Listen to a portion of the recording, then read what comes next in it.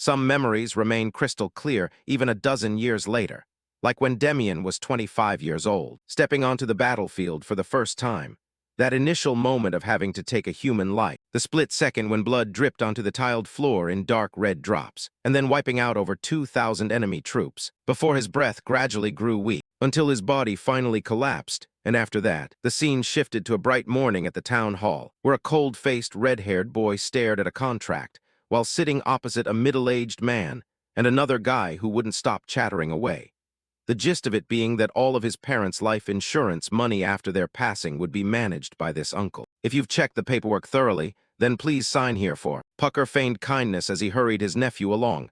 That's right, Demian. Papers are just papers. Why bother reading them so much? Just put pen to paper now and everything's settled. The man propped his chin up smugly to coax him. Don't you worry about a thing and leave it all to your uncle. Once you're grown up, I'll return every single penny without missing a cent. Demian's fingers tightened slightly around the paper, as he suddenly remembered that very day which had completely turned his life upside down. Demian decisively tore the contract to shreds, coldly declaring that he would only receive the insurance money through the Imperial Bank, and it had to be under his name alone. Pucker watched the fluttering pieces of paper in utter shock. What on earth is this? Demian casually added, and make sure to include a special clause stating that if anyone else comes to withdraw it without my evidence, signature, or papers, absolutely no disbursements are allowed. His gaze was as firm and steady, as if to allow no room for refusal. Pucker was so furious, his hands were trembling uncontrollably. Enraged, the man grabbed Demian by the collar and roared, "What the hell do you think you're doing, you little brat? Why are you making such a big deal out of just signing your name?" Thinking the boy would apologize, Demian instead smirked to himself. I actually thought he'd pretend to be a good guy and brush it off. Before Pucker could even finish cursing about what the hell was wrong with him, a fist came flying and sent the guy crashing across the floor. Demian said with a satisfied smile, "Thanks a lot, Uncle, for keeping that exact same scumbag face just like in my memories." As he turned toward Dalek, the man instantly shrank back in terror. Dalek hurriedly scrambled through his bag of documents. "Can I add those supplementary clauses right now, please?" The current situation involuntarily plunged Demian into deep thought. If it were back then, when he was only 13, he wouldn't have been able to do a thing, but a wicked smile spread across his face. Everything was fine now since he had been reborn and traveled back to the past, returning to his past life.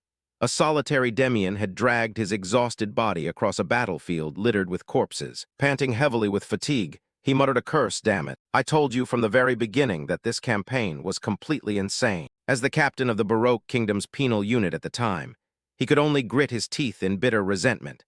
How on earth were they supposed to wipe out a force of over 2,000 troops with just 100 men? Suddenly, he opened his mouth and spat out blood. His vision began to blur. Weakly, Demian reached out toward a fallen soldier, helping him close his eyes so he could pass away in peace as a wave of regret washed over his mind.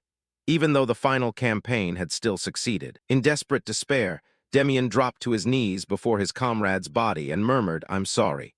If only I had been a little stronger back then, I could have protected all of you." Unable to accept it, he slammed his fist hard against the ground, damn it all. Staggering and clutching his side, Demian felt as though his body couldn't hold on much longer. His body swayed midair as he guessed to himself, "I guess I'm about to kick the bucket too." His filthy iron helmet was tossed aside into a corner. Helpless, Demian lay flat and surrendered his life to fate, raising a hand to cover his eyes that were welling up with emotion.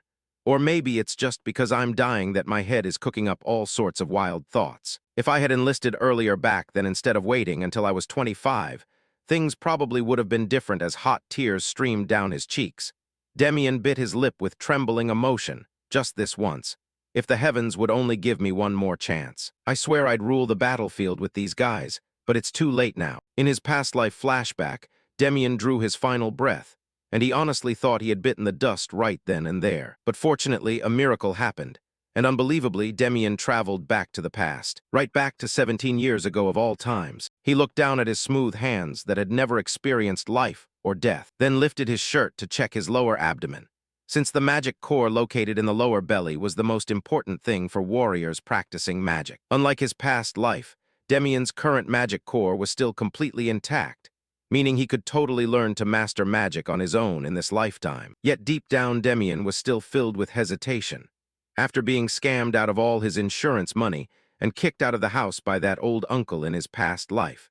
He had been forced to live in squalor and do all sorts of odd jobs in the underworld. An orphan abandoned by his guardian, he even had to go to prison to take the fall for a street gang officer's crimes, thinking his life was completely over when he was forced to enlist and pushed onto the battlefield. Who would have thought someone like him would actually live to see a day like this? Stupidly letting himself sink into the soft mattress, Demian thought.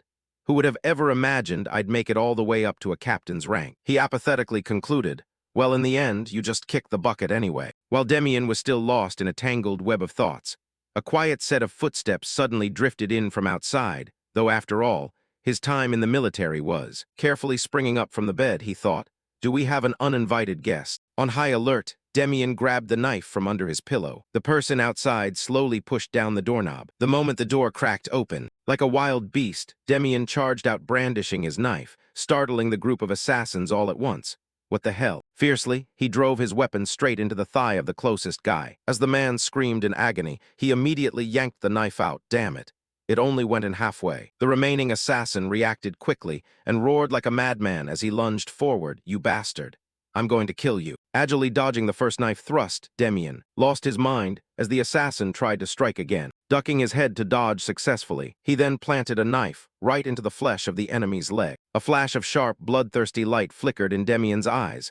Who sent you? The two strangers lay sprawled out on the ground, writhing and wailing miserably after each taking a slash to the thigh. Demian grabbed the remaining guy by the neck and raised his knife to interrogate him. Was it Pucker who sent you? Seeing that he had no intention of answering, he immediately gave him a taste of pain. I'm asking if Pucker sent you. Right in the middle of his interrogation, Demian suddenly heard someone bad-mouthing him from afar. This brat is seriously terrifying. Turning around, he saw someone walking over. Muckman walked in as casually as if it were his own house and muttered, Did I introduce myself yet? Demian thought to himself, Muckman showing up here means busy dealing with this annoying stranger, but seeing a much juicier target. He decided to cash him out right away. Breaking into a smirk, Demian began to tell a story. Well then, 17 years ago, back at that time. In a cramped alleyway, Demian was grabbed by a bunch of strangers, screaming and struggling violently. Let me go. It hurts. Even though I hid all the way in this slum, I still got caught right away, which is pretty weird. They kicked him heavily in the ribs, slapped cuffs on him, and dragged him away. Demian still held onto a deep grudge against Pucker's greedy face, realizing that his capture had all been part of Pucker's plan. The more he spoke, the harder Demian pressed the knife down into the guy's body. Slowly standing up, he pointed the knife straight at Muckman and said, That bastard, how dare he sell me out? Muckman's eyes met his with an indescribable heavy hatred. Without saying another word, the guy lunged forward instantly. Reacting quickly, Demian dodged his attack. His speed actually shocked Muckman a bit. His calm demeanor gave the guy even greater goosebumps as Demian thought with a sense of weariness. Was Muckman always this weak? No matter how fast Muckman was, he couldn't even touch a single hair on Demian's body. Feeling rather smug, he thought, I have a completely unique ability. Getting beaten without ever hitting back gets annoying, Muckman yelled, you little brat. While Demian was busy thinking, after going through thousands of beatings and dying and coming back to life 100 times, I eventually started seeing right through all of my opponent's moves. Sheer impatience was clear in the guy's eyes. At the exact moment the enemy prepared to strike, right from his gaze, Demian analyzed every single gesture of Muckman, the direction he planted his feet, the angle of his waist rotation, waiting for the movement in his shoulders. Once the guy launched his attack, he had already predicted it 10 seconds prior, so he dodged smoother than a dancer. And it was crystal clear that he was aiming for the head. Driven mad with frustration, yet utterly helpless, Muckman realized that the more frantic he got, the easier it was for Demian to read him. You're being way too obvious, little mouse. Luckily, he managed to grab hold of Muckman's wrist, sending the sword flying far away. Stripped of his weapon, Muckman lost the upper hand, wishing he could just blow this whole castle to smithereens, since things were completely hopeless now. You bastard. Taking a stab to his flank left Muckman with no strength left to fight back. Unable to believe it, no way. No matter how you look at it, he's just a little kid. How could he? Finding it an eyesore, Demian pulled the knife out so he could hurt more. Muckman could only look up and groan incessantly. But he's clearly only 13 years old. Putting on the coolest expression he had ever mustered, he asked, Want to know how I blocked it? Grinning smugly, Demian raised his knife. It's nothing major. I just saw right through wherever you were planning to hit. The moment you lifted your arm, I already guessed the whole thing. Muckman's face turned as pale as a ghost. And after hearing that, he was so mad he felt like coughing up blood. What kind of ridiculous nonsense is that? Before he could say another word, Demian pointed the knife straight at his face and said, "Believe it or not, that's the truth." Using what little energy he had left to try and scare him, Muckman started pulling psychological tricks. "You think I'm the only one, if word of this gets out to the others. Unfortunately, running into someone as hard-headed as Demian, you're about to kick the bucket right here. How the hell is word supposed to get out?" Instead, Demian seized the opportunity to fish for information. "You've got some brains, so you should know what you need to do. Was it Pucker who sent you?" Just like the previous guys, Muckman refused to open his mouth and utter a single word. Demian half-jokingly warned him, "You'd better answer properly if you don't want to limp for the rest of your life." Still unable to believe his eyes. Could a gaze like that really belong to a 13-year-old kid? Demian's blood-red eyes also sent a shiver of terror down his spine. Finally, Muckman broke and confessed, "Fine, Pucker was the one who hired me." Before he could finish, the boy barked at him to shut up. "All right, that's enough." Completely bewildered, Muckman stammered, "What? Just as a masterclass basic sword slash." His neck felt like a chicken being slaughtered for dinner. Coldly turning away, Demian thought, "That's right, even if I'm leaving, I still have to clean up this messy aftermath first." He muttered to himself, "Having lived to 30, one of the few lessons I've learned is to minimize making enemies. But if you happen to have enemies anyway, when you lock their corpses in a room, you've got to stomp them down so thoroughly they can never raise their heads again." Deep inside a small cabin tucked away in the forest, Montau glanced at his watch and guessed to himself, "Things should be all wrapped up over there by now." Pucker seemed deeply pissed off at Demian. "That bastard, go get him," Montau boasted. "Once it's done, I'll drag him over here. Don't you worry, my lord." He said to him, "You had to mobilize even me just to catch a little kid. Looks like you're out of your mind with rage." Slamming his fist heavily on the table with a bruised face, Pucker muttered, "Because of that bastard I." Overwhelmed by his agitation, he felt a sharp twinge in his head. Wait. He stopped himself and tried to reassure him. "It'll be sorted out in no time. Just hang in there a little longer. Don't you dare try to cut my pay just because you arrived a tiny bit late." Right as he finished speaking, the door was pushed open. Expecting Montau to have arrived, Pucker felt his stomach churning with anxiety. "I just want to hack him to pieces right now, but I'm stuck because of that insurance contract." Fuming with anger, he thought, "The moment that contract is sorted out, I'm going to deal with that little punk properly." As soon as the door swung open, a knife came flying straight in, making Montau's face drop. What is the meaning of this? The knife embedded itself deeply into the floor. Seeing this, Pucker was scared out of his wits, while Montau felt like something was horribly wrong. Did we fail? Demian walked in with total confidence, and when asked, "Are you Demian?" he warmly replied, "That's right, lackey." Finding himself called a lackey, Montau looked a bit confused. Giving him a sidelong glare, Demian said, "Aren't you just a lackey to that fat pig standing behind you? That's why you're so obediently following his orders." Montau shouted out, "Hey, Pucker." Since he brazenly tried to rip him off, "I'm raising my fee threefold." Pucker screamed, "Threefold." Negotiating with Pucker, he replied, "Considering my side suffered such heavy losses, that's only natural, right?" As he drew his sword to deal with Demian. Drawing on years of professional experience, Montau noticed, "Did you see the blood stains smeared on that weapon's handle?" Raising his sword, he faced Demian without a shred of fear. "Looks like there's an unexpected variable here." Pucker's face drained of all color. The cost made his heart squeeze in agony, but threefold. Noticing his hesitation, Montau feigned impatience and began sliding his sword back into its scabbard. "Well then, I'm pulling out." Seeing that action, the man panicked completely. "Wait." Pucker stood frozen in place, staring fixedly at Demian across from him with eyes full of hesitation and dread. At that moment, an intensely thick, suffocating wave of killing intent was radiating from the boy's body, choking the entire space. What? After a fierce inner struggle, the man finally gritted his teeth and made up his mind. "I'll pay it.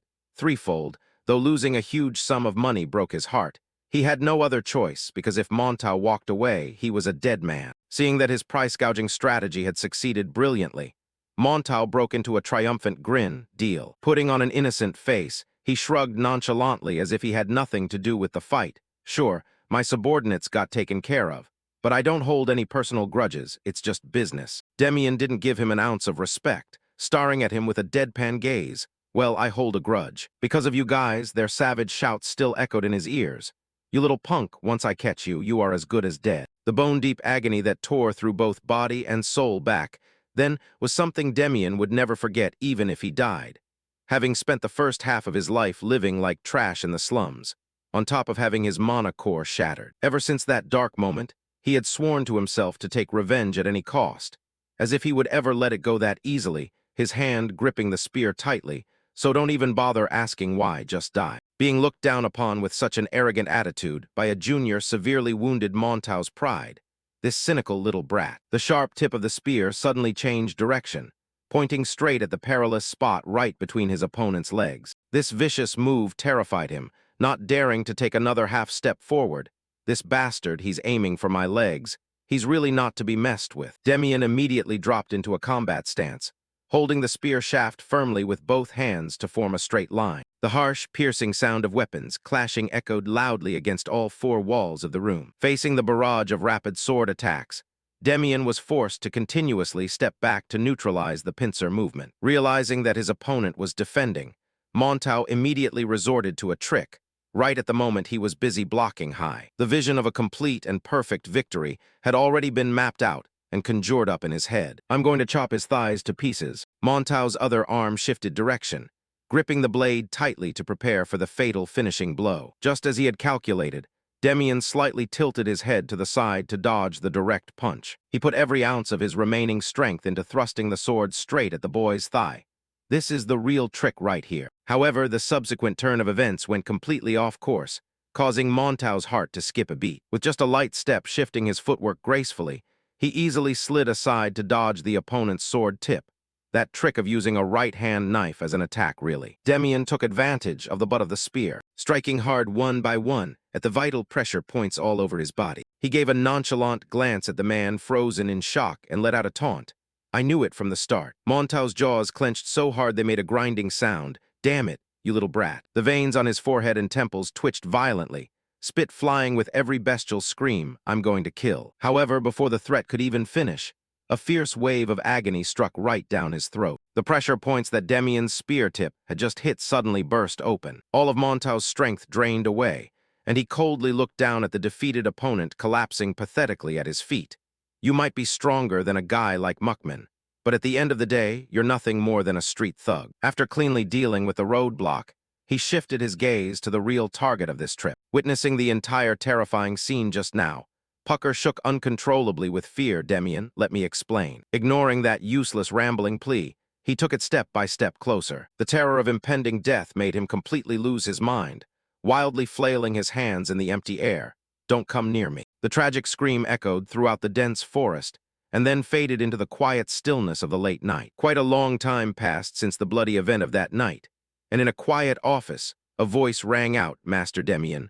Allow me to deposit a total of 6 platinum coins and 650 gold coins into your account. The very first thing Demian did after cleaning up everything was to collect the insurance money, checking the terms in the ledger intently while replying in a low voice, I understand. Finishing the necessary procedures, he stood up and bowed politely to say goodbye. I leave everything in your hands. And the man opposite him quickly placed one hand over his chest, slightly lowering his body to return the bow respectfully. Yes. Thank you for trusting us with this. Watching his retreating back, the man hesitated for a moment, weighing something in his mind before boldly asking, if I may ask, where are you heading next? Looking at the carriage you're taking, it seems like you're going a long way. Demian had no intention of hiding or covering up his future plans. I'm planning to enlist for military service. This blunt answer completely caught him off guard. Enlist in the army. He made sure he heard the opponent correctly, that's right, because I have a few people I need to meet. On the desolate and sparsely populated dirt road, only the steady sound of carriage wheels clattering against the ground could be heard. Demian sat inside the carriage, watching the scenery recede behind him. Thinking about the past events, the corners of his mouth curved up in nostalgia. My comrades are indeed there. But after all, the military is the only place I truly belong. Anyway, in just 5 years, the entire landscape will completely change. Most young men will be forced into mandatory military service.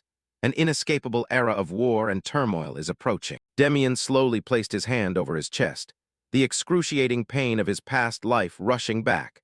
Now that thing about having his mana core shattered in the slums wouldn't happen anymore. Before making this decision to enlist, he had spent a considerable amount of time weighing and considering everything very carefully. Volunteering to join the army while he was young like this would be far more beneficial than waiting until the late age of 25. For now, he would head to the capital to train using the Delft Mana circulation technique for a week, and then apply to training camp number 3. Demian raised his head, his deep gaze looking up at the vast sky through the carriage window.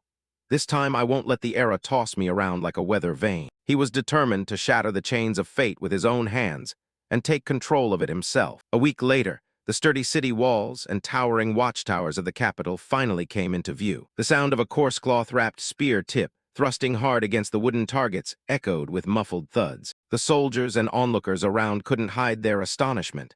What's up with that kid?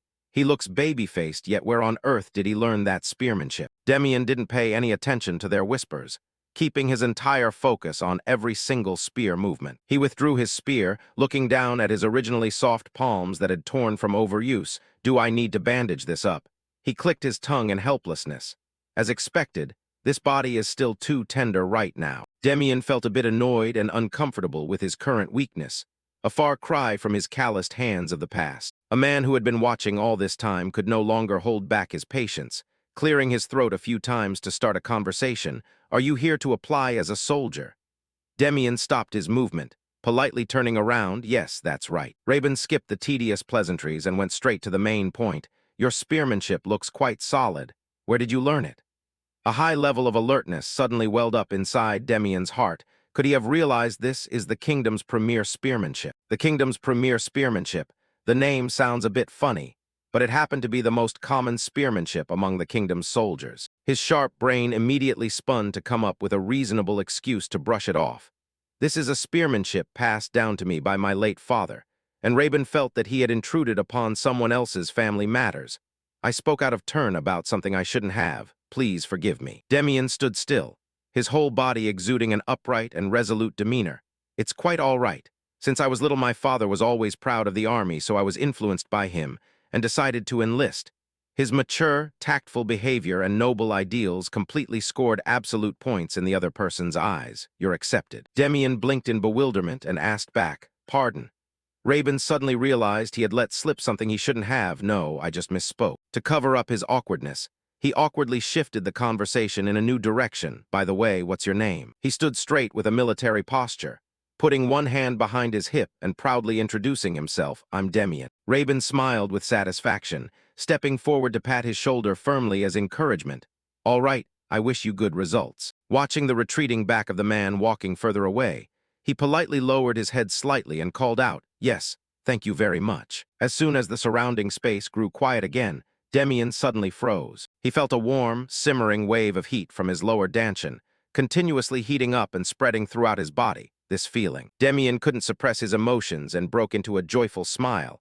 I can finally use mana now. The Delft Mana accumulation method, a secret technique created by a genius of the Delft household 15 years later, had extremely harsh learning conditions, but it was famous for being the most effective method ever. The extremely familiar and warm memories of his past life flashed through Demian's mind. Because in his past life, his mana core had been shattered, so he had desperately practiced it, holding on to a faint hope that it would work. The image of his comrade Darian surfaced in his memory, scratching his head foolishly and complaining, Captain, why do you keep burying yourself in that training method? Even Bergen, standing right next to him, shared the same confusion, shrugging along. Anyway, you can't use mana anyway, right? Teased by his subordinates, he glared at them with sharp eyes to scare them. What did you little punks say? A gentle breeze blew across the training ground, pulling Demian back to reality. I used to get teased like that, but it really wasn't in vain. The appearance of mana helped reduce the anxiety in his heart by half.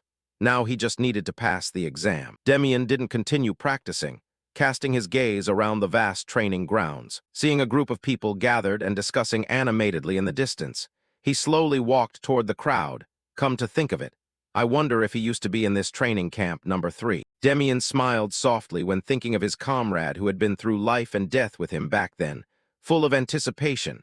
I wonder what he looks like right now. In the middle of the spacious training ground, the applicants were arranged neatly in horizontal rows. The first test was lifting a rock. It sounds simple, but carrying a 30 kg rock over your head is no easy feat. This was a brilliant way to weed out the recruits who only had superficial enthusiasm. Demian concentrated all his physical strength, putting power into his arms to lift the large rock high above his head. "Come on up." The person in charge standing nearby immediately recorded it in the ledger and announced loudly, "Candidate Demian passes." A few drops of sweat trickled down his cheeks, but Demian's expression didn't change at all. Once you reach 1-star mana, this challenge is nothing. And with that, the first test ended. The next event was. Gappo took a deep breath to gather his voice and shouted across the entire field with his booming, thunderous voice. Now for the second test. Demian stood dwarfed among the crowd of tall, burly soldiers, keeping silent to listen to the announcement. The endurance run officially begins. Gappo began explaining the rules briefly. The time limit is 1 hour and 30 minutes. You must complete the course before time runs out. Bumping shoulders with other candidates and minor jostling is allowed, but attacking each other is strictly prohibited. He had already known about this rule from his past life and instantly saw through the plot hidden behind the seemingly humanitarian regulation. Because of that rule, there were definitely supervisors mixed in running with the crowd. Sure enough, when casting a glance around, Demian noticed a few people possessing an aura and presence completely different from the rest. And Gappo loudly concluded his speech with a stern warning. Furthermore, anyone who runs off the prescribed racing track will be eliminated immediately, so remember that well. Not only was he completely unfazed, but the corners of his mouth twitched up into a knowing smile. This test is going to be fun. On the ground, a bright red chalk line was drawn to mark the starting line of the race. While Demian was warming up his muscles, a teenager suddenly approached from somewhere. "Are we in the same group?" He stopped moving and looked around to confirm me. The opponent nodded vigorously and affirmed with great interest. "Yes, you. I've had my eyes on you for a while." Demian felt confused about the real purpose of that person. "You've had your eyes on me. What for?" He silently observed the person in front of him. "Wait a minute. His face looks familiar." Before Demian could think deeper to search his memory, Appel proactively stepped forward. "Do you even have to ask?" He intentionally lowered his voice to a minimum and whispered into Demian's ear. "You know how to use mana, right?" He cautiously stepped back a safe distance from the opponent, quickly analyzing the situation in his mind. There are no laws banning commoners from using mana, but usually commoners who can use it either have a wealthy family backing them or a very special force standing behind them. Looking closely at the opponent's delicate facial features, a guess popped up in Demian's heart. "Don't tell me this guy is." To verify the suspicion, he didn't beat around the bush and asked directly, "By the way, what's your name?" Appel was a bit surprised by the sudden question, pointing his index finger at his own nose. "My name." Immediately after, he regained his natural composure, placed a hand on his chest, and introduced himself proudly. "I'm Appel," even though he had imagined it to some extent. When hearing that name with his own ears, Demian couldn't help but be shocked. Appel was he in this training camp? The person who became a general and was ennobled as a count at the age of 30. A legend among legends. This name to Demian of his past life was like a bolt from the blue. He was one of the most successful commoner-born figures in history. Everyone admired him. Appel proactively extended a hand forward, expressing a desire to make friends. "Anyway, there aren't many kids our age here, so I'm a bit bored. Let's do our best." After figuring out the opponent's illustrious future status, the guardedness in his heart quickly vanished. "Yeah." He reached out comfortably and shook Appel's waiting hand. "Well, since the guy is being this friendly, I have no reason to put up a hostile attitude either." After all the candidates finished warming up their bodies, Gappo held a megaphone in one hand. "Everyone get ready." The moment the starting bugle blew, hundreds of people lunged forward simultaneously. Within just a few short breaths, because Demian maintained a moderate speed, he was overtaken by the group behind. Looking at their long strides and wind-dripping speed, he silently evaluated, are they planning to go all out right from the start? The other candidates in the running crowd belatedly realized the abnormality in the lead group. What is this? What the hell are they doing?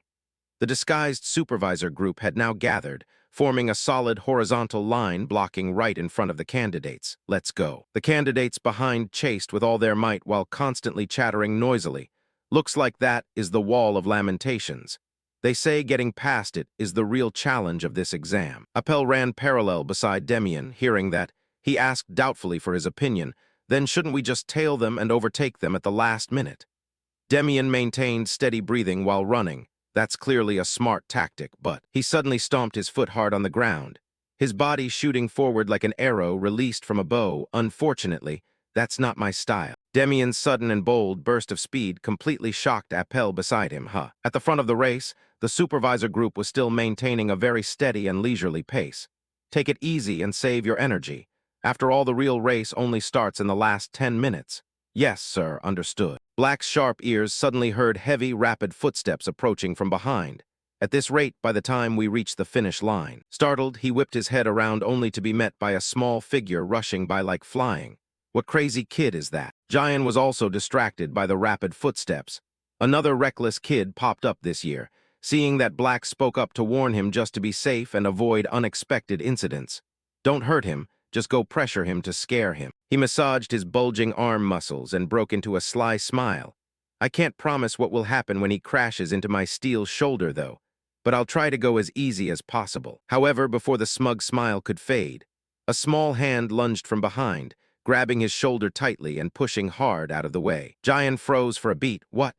Demian skillfully used the force of leaning on Jian's shoulder as leverage, springing up and leaving the supervisor group behind. They only let their guard down for a single short second, and he had already left them far behind. By the time he regained his wits, Black screamed in panic, "What are you doing? Stop him!" The other supervisors in the group also instantly snapped out of their shock. Yes, sir. Even without turning back to look, Demian could still feel their heavy footsteps chasing closer and closer. It's true the supervisors have overwhelming skills over the candidates, but after all, he took another deep breath, putting force into his legs to accelerate and widen the gap. They're just supervisors at a training camp after all. Witnessing his recklessness and breathtaking breakthrough, Appel running behind couldn't help but laugh heartily. What's wrong with this kid, I don't know. His fighting spirit was also strongly stimulated by Demian's action. I can't let him outshine me that easily. Appel stomped his foot hard to accelerate, leaving the trailing candidates far behind to chase after his back. The other ordinary candidates watching the entire performance were completely shaken. What the hell is playing like that even allowed? Let's go up too, right? Just copy what he's doing. As a result, when the supervisor group turned around, they were completely horrified to see a surging wave of people approaching with burning momentum. What the hell is this? The passionate screams of the candidates even carried over to the other training ground. Zion heard the loud noise and turned his head in confusion, mixed with a bit of curiosity. The situation at training ground number 2 seems a bit unusual. Zulk, having heard some sideline information, discussed in a low voice, "It seems a pretty weird rookie just enlisted. Should we send more supervisors?" The two of them were still hesitating when a low, powerful voice cut in. "Just leave them be." The two of them immediately stood at attention, saluting in unison Chief Supervisor Rabin. He looked toward the direction of the noise and asked back in a casual tone, "Do you want people to think we're rigging the exam results? Breaking through or not depends on their own ability." Following the small figure leading the race over there, Rabin continued flatly, "And the losers too. After all, my eye for talent wasn't wrong."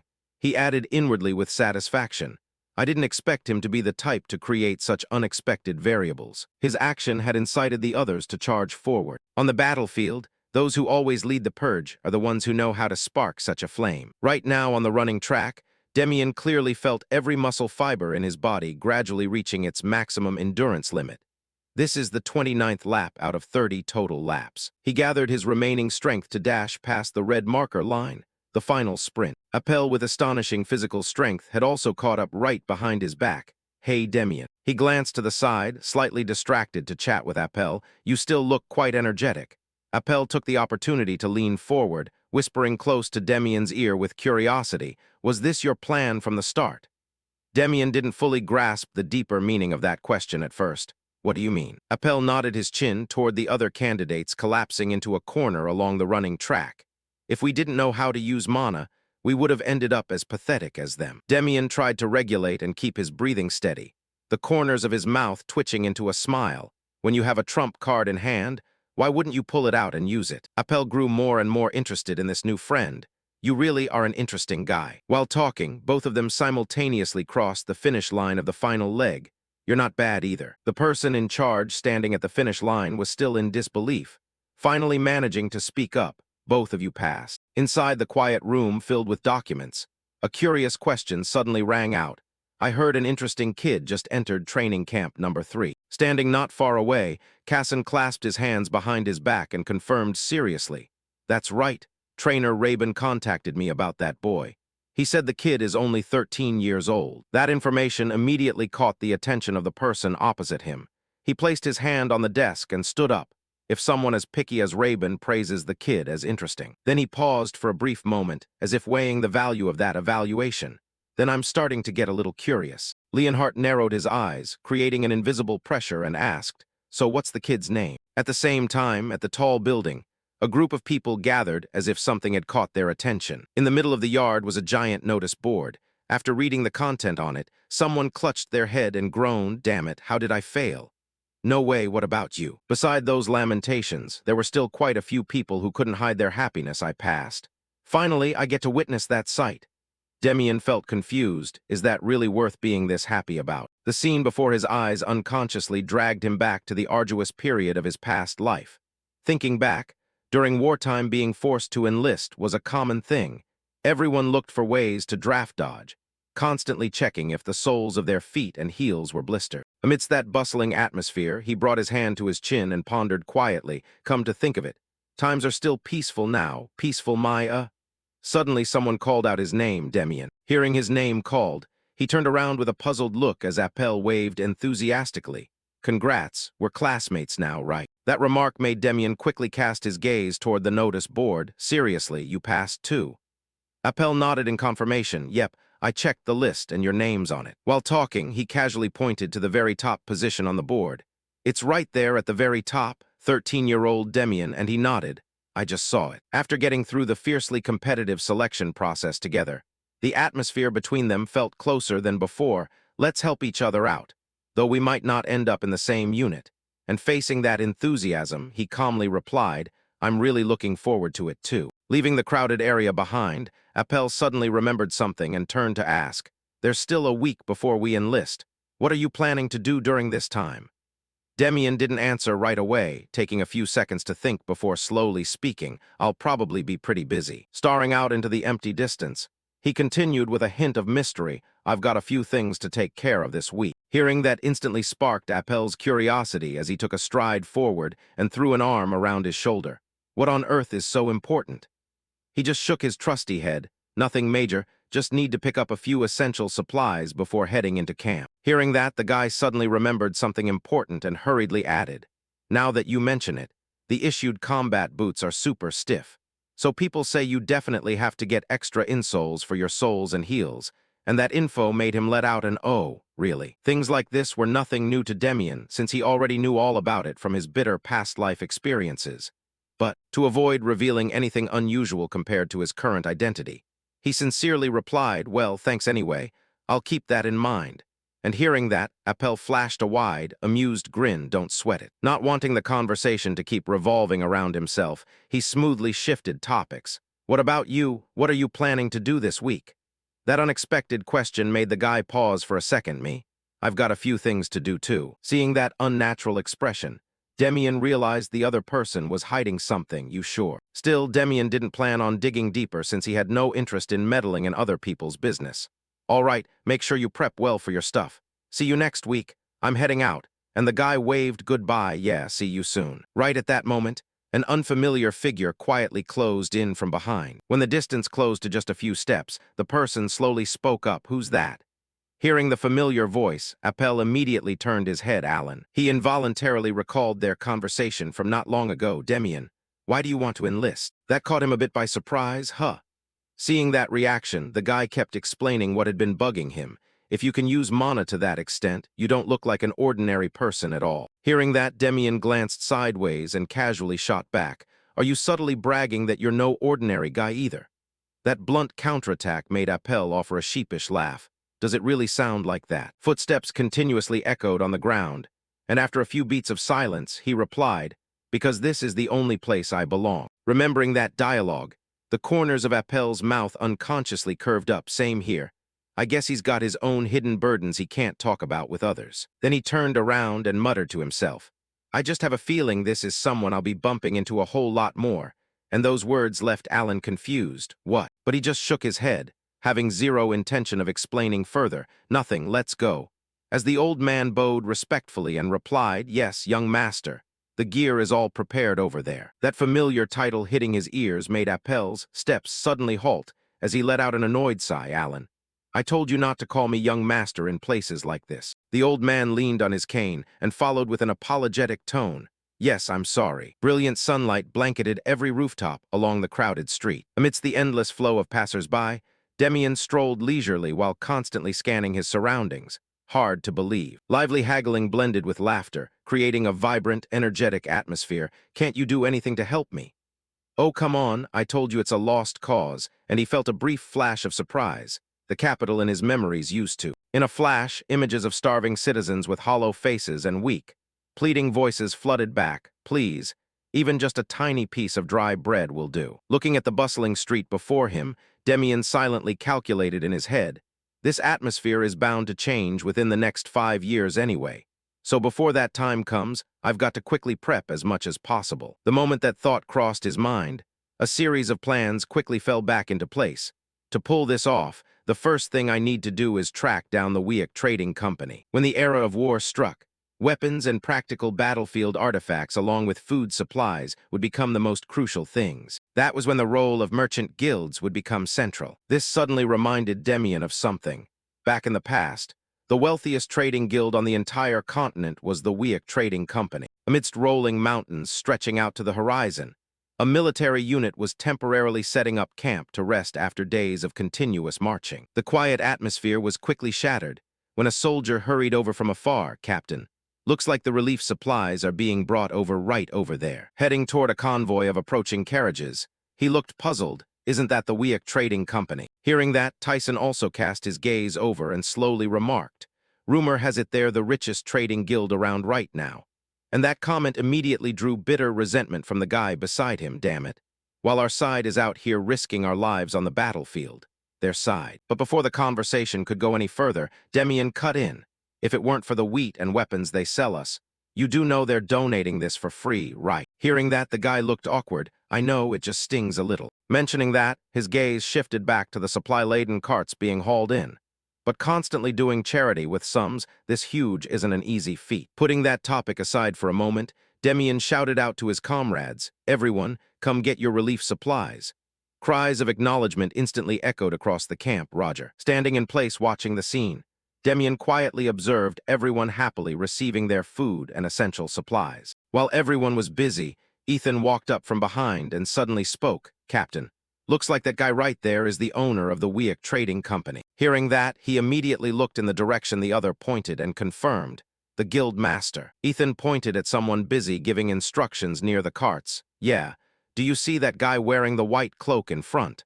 But he looks like nothing more than an arrogant jerk. When consciousness snapped back to reality, the harsh sunlight still stretched across the street ahead. Leaning his back against a roadside wall, Demian silently sorted through the information he knew.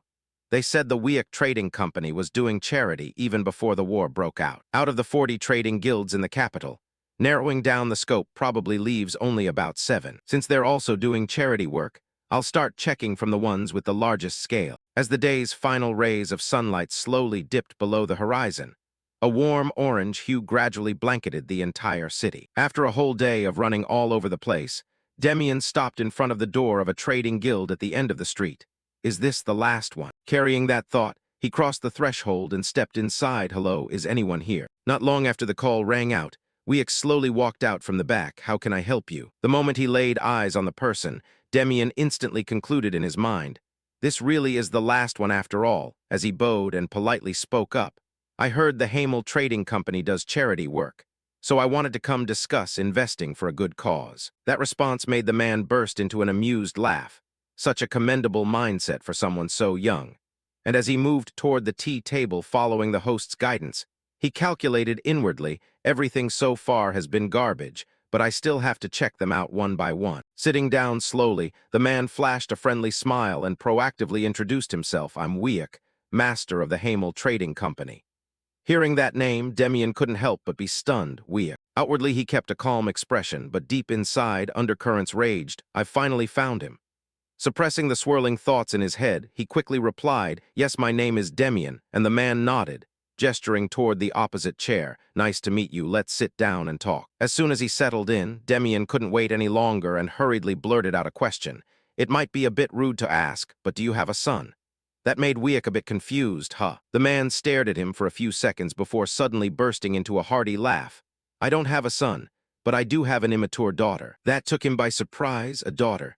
What the hell was inner monologue complaining about another trap? As soon as those words left his mouth, an unexpected voice rang out, catching Demian's attention as he turned back. The sudden call made Demian reflexively turn his head to look. "Dad, I'm back." The moment Dial stepped in, he instantly recognized her as the master of the Weak Trading Company from his past life. Found her. Weak raised a hand to point at him in introduction. "Go say hi.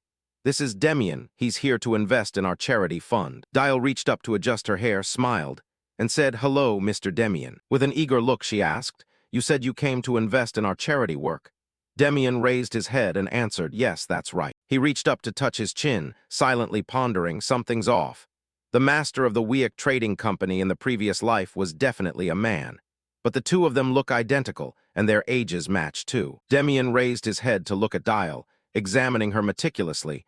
"Don't tell me this pretty face is actually a girl.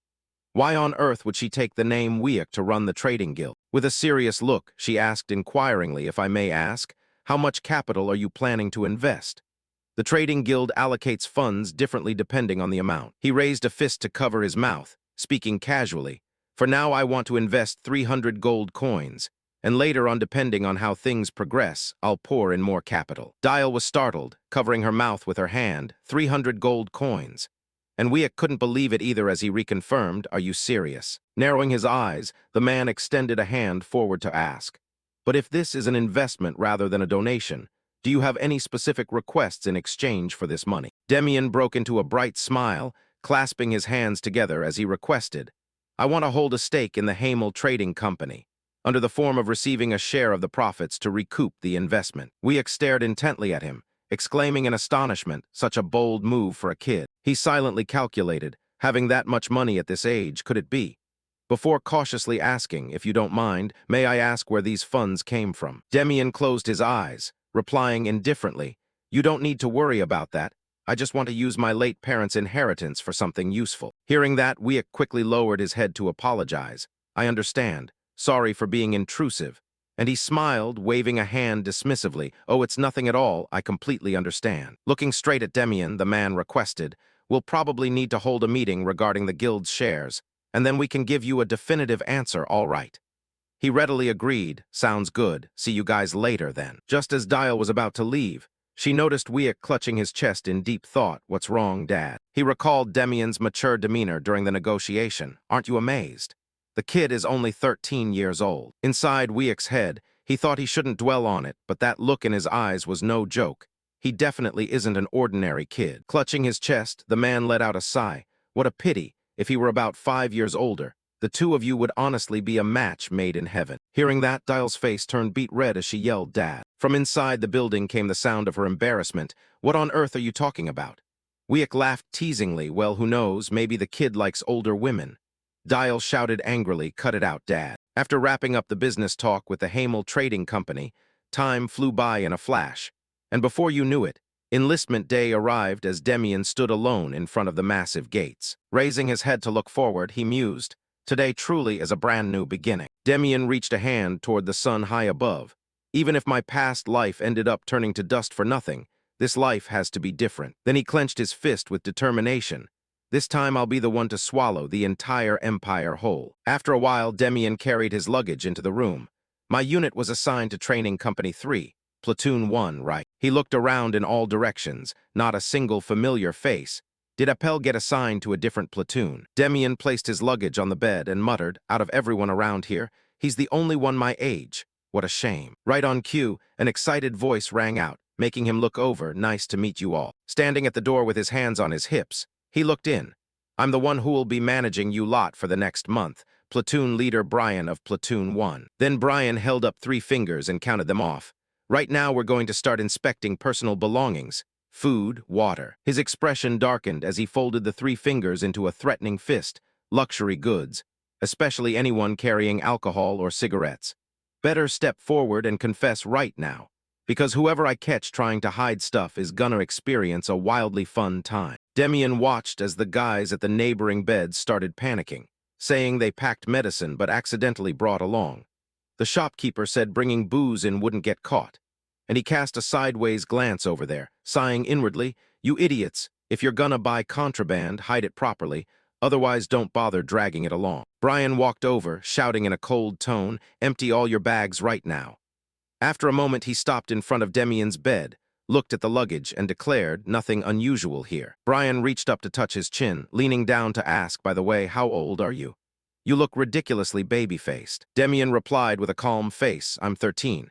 And hearing that left Brian completely dumbfounded. 13. Kyle sat on his bed and cursed angrily. What the hell kind of era is this? Now they're even letting toddlers into the army. Logan also puffed up his chest and yelled, "Do you think life is some kind of joke?" Seeing Demian look his way, Logan's face darkened. "What are you staring at?" "Planning to talk back, you little brat." He immediately closed his eyes, thinking to himself, no need to waste words on scum like him. But Demian's eyes flashed with a bright crimson light as he stared fixedly at Kyle. "I'll remember this face. I'll make sure to teach him how painful it is to get beaten to a pulp by a kid." Logan, standing nearby, couldn't help hugging himself. "What's this?" Suddenly feeling a chill run down my spine as Brian's voice rang out, "Hey you." Walking right up to him, Brian demanded, "Empty out your entire backpack right now." Hearing that, Logan panicked and explained, "This is everything, I swear." Brian's face sank as he leaned in close. "Do you need me to personally rifle through your bag myself?" Logan frantically dumped everything out of his basket. "No need, Commander. I'm emptying it right now, this and also." Brian put his hands on his hips and threatened coldly, "Let me warn you in advance. Anyone who dares hide contraband and forces me to dig it out myself." Thinking of Brian's words, the guys turned pale with horror. "Better get ready to run laps around the training ground all night long." Urging the others on, Brian barked, "Hurry up and dump everything out." Demian watched with immense satisfaction. Serves those idiots right. After a moment, Brian paced back and forth with his hands on his hips and announced, "That concludes the personal belongings inspection." Turning to face the group, he announced, "Now I need to appoint a student platoon leader to command the soldiers on my behalf whenever I'm away." Brian reached into his pocket and pulled out a piece of paper. "Let's see." The moment he looked at the paper, he exclaimed in surprise, "There's a recruit in our platoon who scored through the roof." Lowering the paper, Brian looked at the crowd and shouted, "Demian." "Who's Demian?" Step forward. His gaze shifted toward Kyle, who sat in the corner with a dark expression. "Was it that guy from earlier?" To be a student platoon leader, character is just as important as ability. Brian walked up to him and asked, "You're Demian, right?" "Right then." Demian stepped forward. "That's me." Hearing that, he turned around in shock. It wasn't that guy. Then who was it? Brian stared at him, his eyes going wide as he froze in place. Clenching the paper in his hand, he stammered, "Wait, didn't you just say you were 13? Demian calmly affirmed, "Yes, that's right." Hearing that, Kyle glared over in anger, shouting mockingly, "A little brat like that wants to be student platoon leader. What the hell? Since when did the military turn into a daycare?" Brian put his hands on his hips and yelled, "Keep it down in that corner." Unconvinced, Kyle argued back, "But what did I say wrong, Commander?" Kyle stood up and walked step by step toward him. "The student platoon leader represents you. Don't they need to prove their leadership skills?" Pointing a finger contemptuously at Demian, he added, "Putting a kid in charge is gonna completely trash our platoon's discipline." The corners of his mouth twitched into a smile. "I didn't even want this annoying platoon leader position anyway, but this guy sure loves picking fights." Demian made up his mind. "Fine, I'll play along with this old guy to the fullest." And tilting his head with a smirk, he provoked, "I'm confident I can do a better job than some muscle-bound idiot with zero brains, guaranteed." Hearing that, Kyle roared in fury, "You little punk, what did you just say?" Brian glanced sideways to inquire, "Your name is Kyle, right?" He calmly replied, "Yes, Commander. For now I'll still assume the position of." Right after that, Brian reached out and gently grabbed Kyle by the collar. Killing intent radiated from Brian as he glared and roared, "If you ever dare belittle your comrades by calling them little brats or any similar words again, next time it won't just be a simple warning, got it?" Kyle lowered his head, looking up at the serious face, loud and clear, "Commander." Brian then looked back at Demian. Still, what he said isn't entirely wrong. The authority of a student platoon leader requires actual leadership capability. Kyle raised a hand to propose, "How about this, Commander? Why don't?" He crossed his arms in front of Demian and arrogantly declared, "Why don't this kid and I have a match? Whoever wins gets the seat. That way it proves both capability and authority." Brian looked over at him to ask, "Do you agree to this?" Demian closed his eyes, thinking to himself, "I can use this opportunity to reset military discipline once and for all. Fine by me. That works too." He then pointed a finger at Kyle and called out, "So basically, I just need to beat this brainless blockhead to a pulp, right?" Infuriated, Kyle shot back, blockhead. Brian looked at the rest of the room. Do you guys agree to this wager? They all answered in unison, agreed. Leading the group off at a brisk pace, Brian ordered, no need to drag things out. Everyone follow me out to the shooting range for a match. Brian looked at Kyle's arrogant stance and Demian's calm face, announcing, the match starts right now. Brian looked at Kyle and Demian. The rule is if your opponent surrenders, the fight stops immediately. Ready? With a smug smile, he answered, I'm ready. Demian closed his eyes, nodding as he spoke, I'm ready. Brian's voice rang out announcing, let the match begin.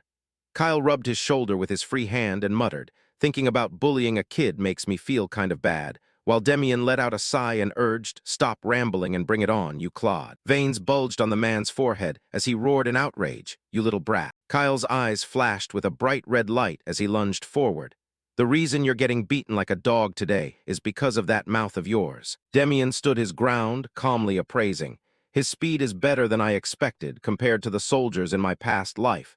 He's actually got some cred. Watching Kyle's figure close in right before his eyes, Demian focused intently on the incoming fist, thinking to himself, barely even worth mentioning. He then shifted his body to the side and dodged. You've got zero chance of touching me. Kyle stared in disbelief. You dodged it. It's like you knew exactly where my fist was going. Gathering his strength to throw another punch, he sneered. Guess you picked up some tricks somewhere, but there's no way you're dodging this one. Demian tilted his head again to smoothly dodge once more. Way too slow. Kyle slammed his fists together noisily. If you can dodge my punches, I'm just gonna tackle you head-on. With everything he had, he charged straight at Demian. Closing his eyes, Demian sensed Kyle's hands approaching. Whizzing past once again, Kyle shouted angrily, what the hell? When Demian's voice echoed from right behind him, right here. Immediately after, Kyle let out a cry of agony as he took a direct hit to the chest. Demian looked up at Kyle, thinking to himself that taking a direct hit like that would make it hard for anyone to stay standing. He looked at him with a cry of pain, planting one hand on the ground to steady himself. You're tougher than I thought, huh? Kyle's expression darkened as he aggressively charged straight ahead. You bastard, I'm going to kill you. Demian jumped backward to dodge his attack, figuring it was about time to finish him off, and then threw a punch straight into Kyle's stomach. Demian watched him clutch his stomach and collapse to the ground, right on target. Kyle's head hit the ground hard as he passed out on the spot. Demian casually dusted off his hands. Looks like this brute is out for the count, so. He then cast a murderous gaze around. Does anyone else want to step up and try? Logan's group looked at each other, still not a single person daring to step forward. Immediately afterward, Brian's voice rang out with the announcement. The spar is over. Rookie Demian wins, and from now on, Rookie Demian officially becomes the student platoon leader. A moment later, Kyle walked out of the infirmary, gently closing the door behind him. I'm heading out. With an extremely annoyed look on his face, he thought to himself, I never thought the day would come when I'd be carried into the infirmary in such an unconscious state. Kyle couldn't help but recall that punch, not remembering anything that happened after being hit in the right flank. Could it be that he lost consciousness right from that kid's very first strike? Kyle stood quietly in front of the door, pondering in silence. I always thought there was no one in this place who could match me, only to end up losing so miserably like this. The guys in the room looked at him in surprise with dark expressions as he pushed the door open and walked in. They probed and whispered among themselves, looking at Kyle. What should we do now? Should we stop him? We definitely have to stop him. If we let him keep doing this, he's just going to end up right back in the infirmary. Suddenly, Kyle walked up behind and called out, causing Demian to look over. He dropped to his knees on the ground, lowered his head respectfully, and shouted loudly, I admit defeat. From now on, I will consider you my boss. Demian froze on the spot, thinking in astonishment. What the heck? Why is this guy suddenly acting crazy? Could it be I accidentally hit him in the head too hard earlier? Then Kyle looked up and recounted seriously. You're the youngest person I've ever fought, but also the strongest. Respecting someone stronger than yourself is only natural. Kyle's voice rang out, please accept me as your subordinate. And Demian was equally surprised on the spot, thinking he was just an arrogant and rude guy who would have thought he'd be someone who knows how to respect his superiors like this. He then extended a hand to make peace. No need to call me boss, just call me Demian is fine. Demian added with a bright smile, let's do our best together from now on, Kyle. Kyle also reached out his hand to shake. I'm really looking forward to fighting alongside you too, Demian. A week at the training camp flew by quickly after Demian's group enlisted. Brian put his hands on his hips and shouted at the running group, don't stop. Keep running while looking straight at the back of the person in front of you. And Demian couldn't help but reflect. the trainers cramming insane workouts in made time fly like the wind. After seeing everyone finish running, Brian raised his hand to announce, "Training session is over. Soldiers are dismissed to the barracks, and you, Demian, come with me." Hearing that, he followed him with a sense of doubt. What's going on? Why are they suddenly making me go somewhere? Demian followed Brian and stood in front of a room with suspicion, the administration office.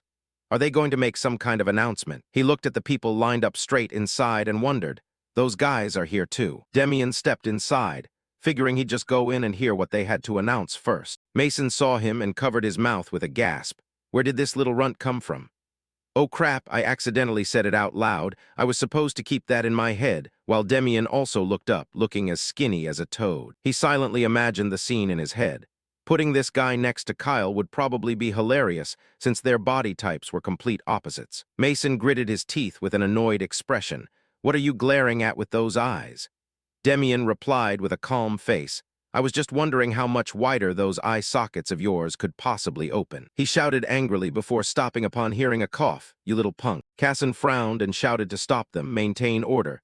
Is this place somewhere for you guys to act up? Mason lowered his voice to threaten with a furious expression. I'll deal with you later, while the voice above continued. It seems all the platoon leaders and soldiers from every unit have gathered here. Casson looked straight at the crowd and explained. The reason I called you all here today is to announce that the interplatoon matches will take place next week.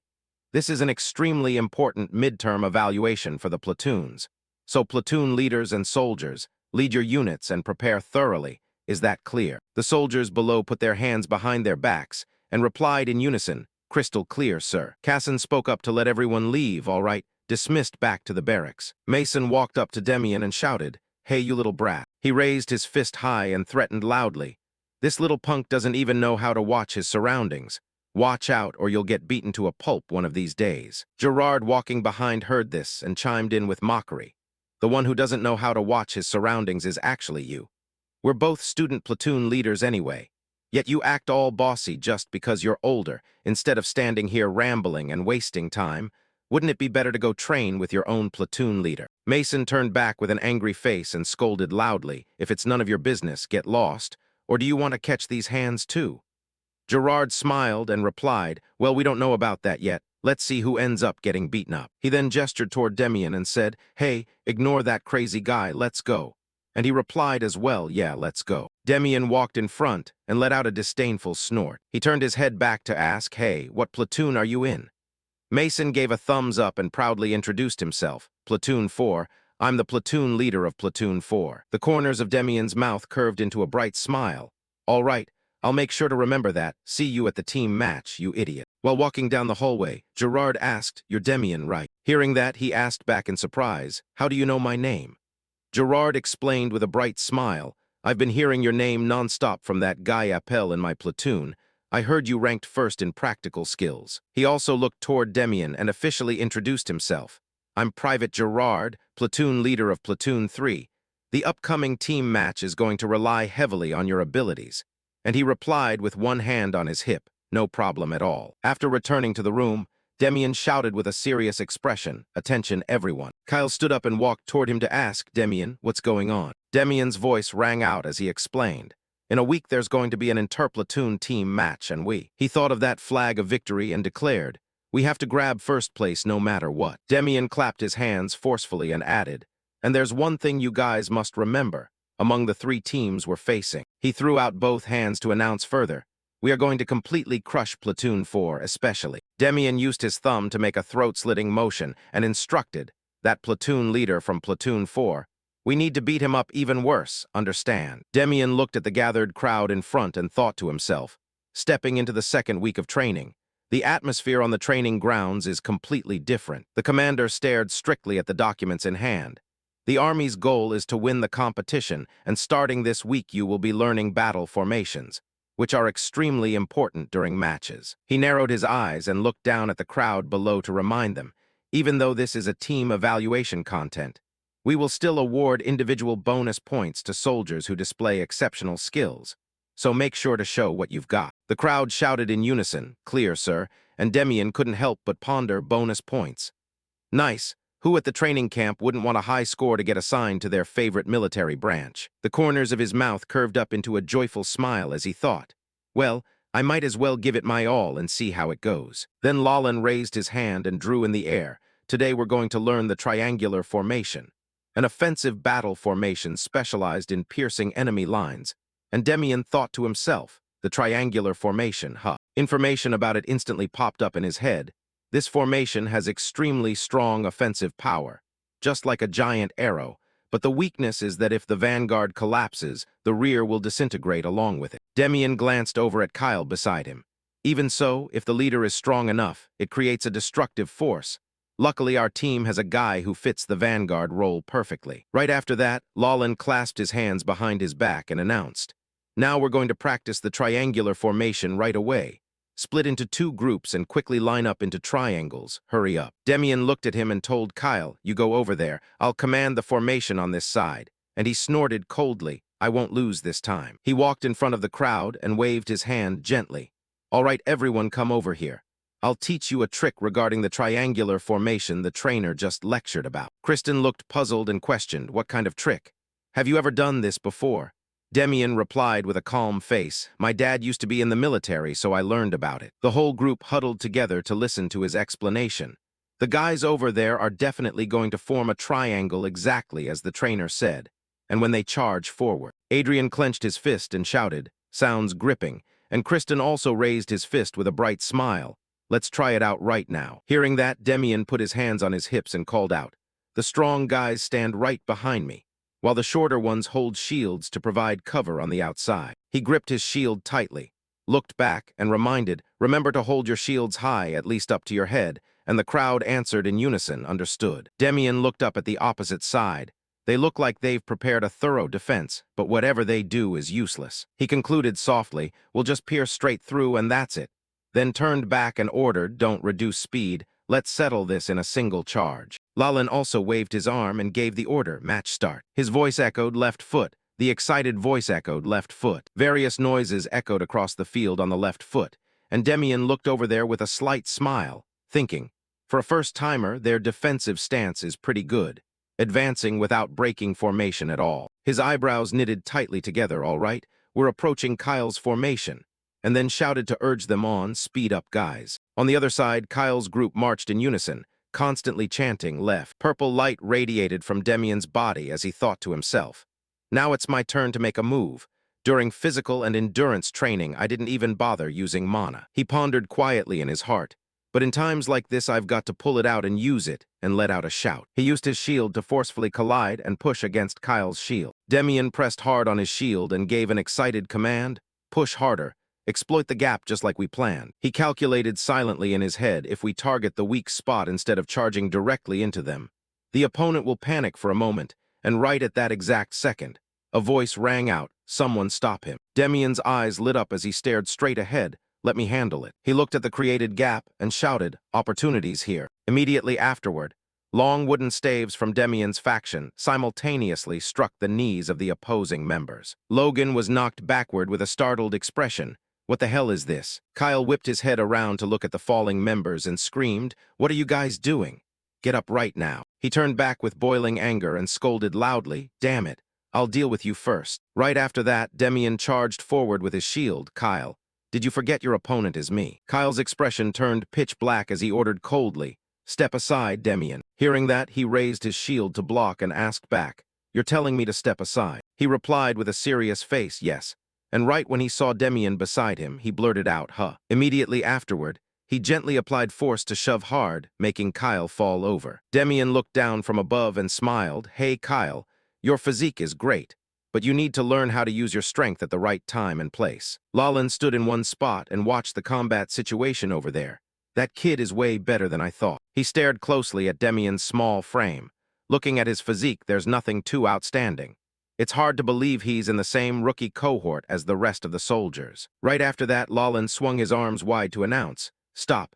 The winning team of this spar is Demian's team. Demian reached out a hand in praise. Nice job, Kyle, grabbing his hand to pull him up, and saying, next time I'll definitely take you down. Then he asked with curiosity, by the way, Demian, what kind of tactic did you use?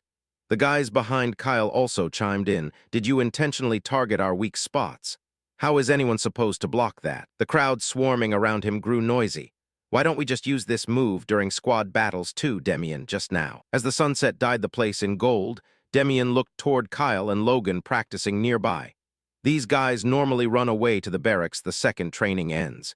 Yet now they know how to sit down, review their mistakes, and practice extra together. The corners of his mouth twitched into a smile as he thought, this atmosphere is pretty good.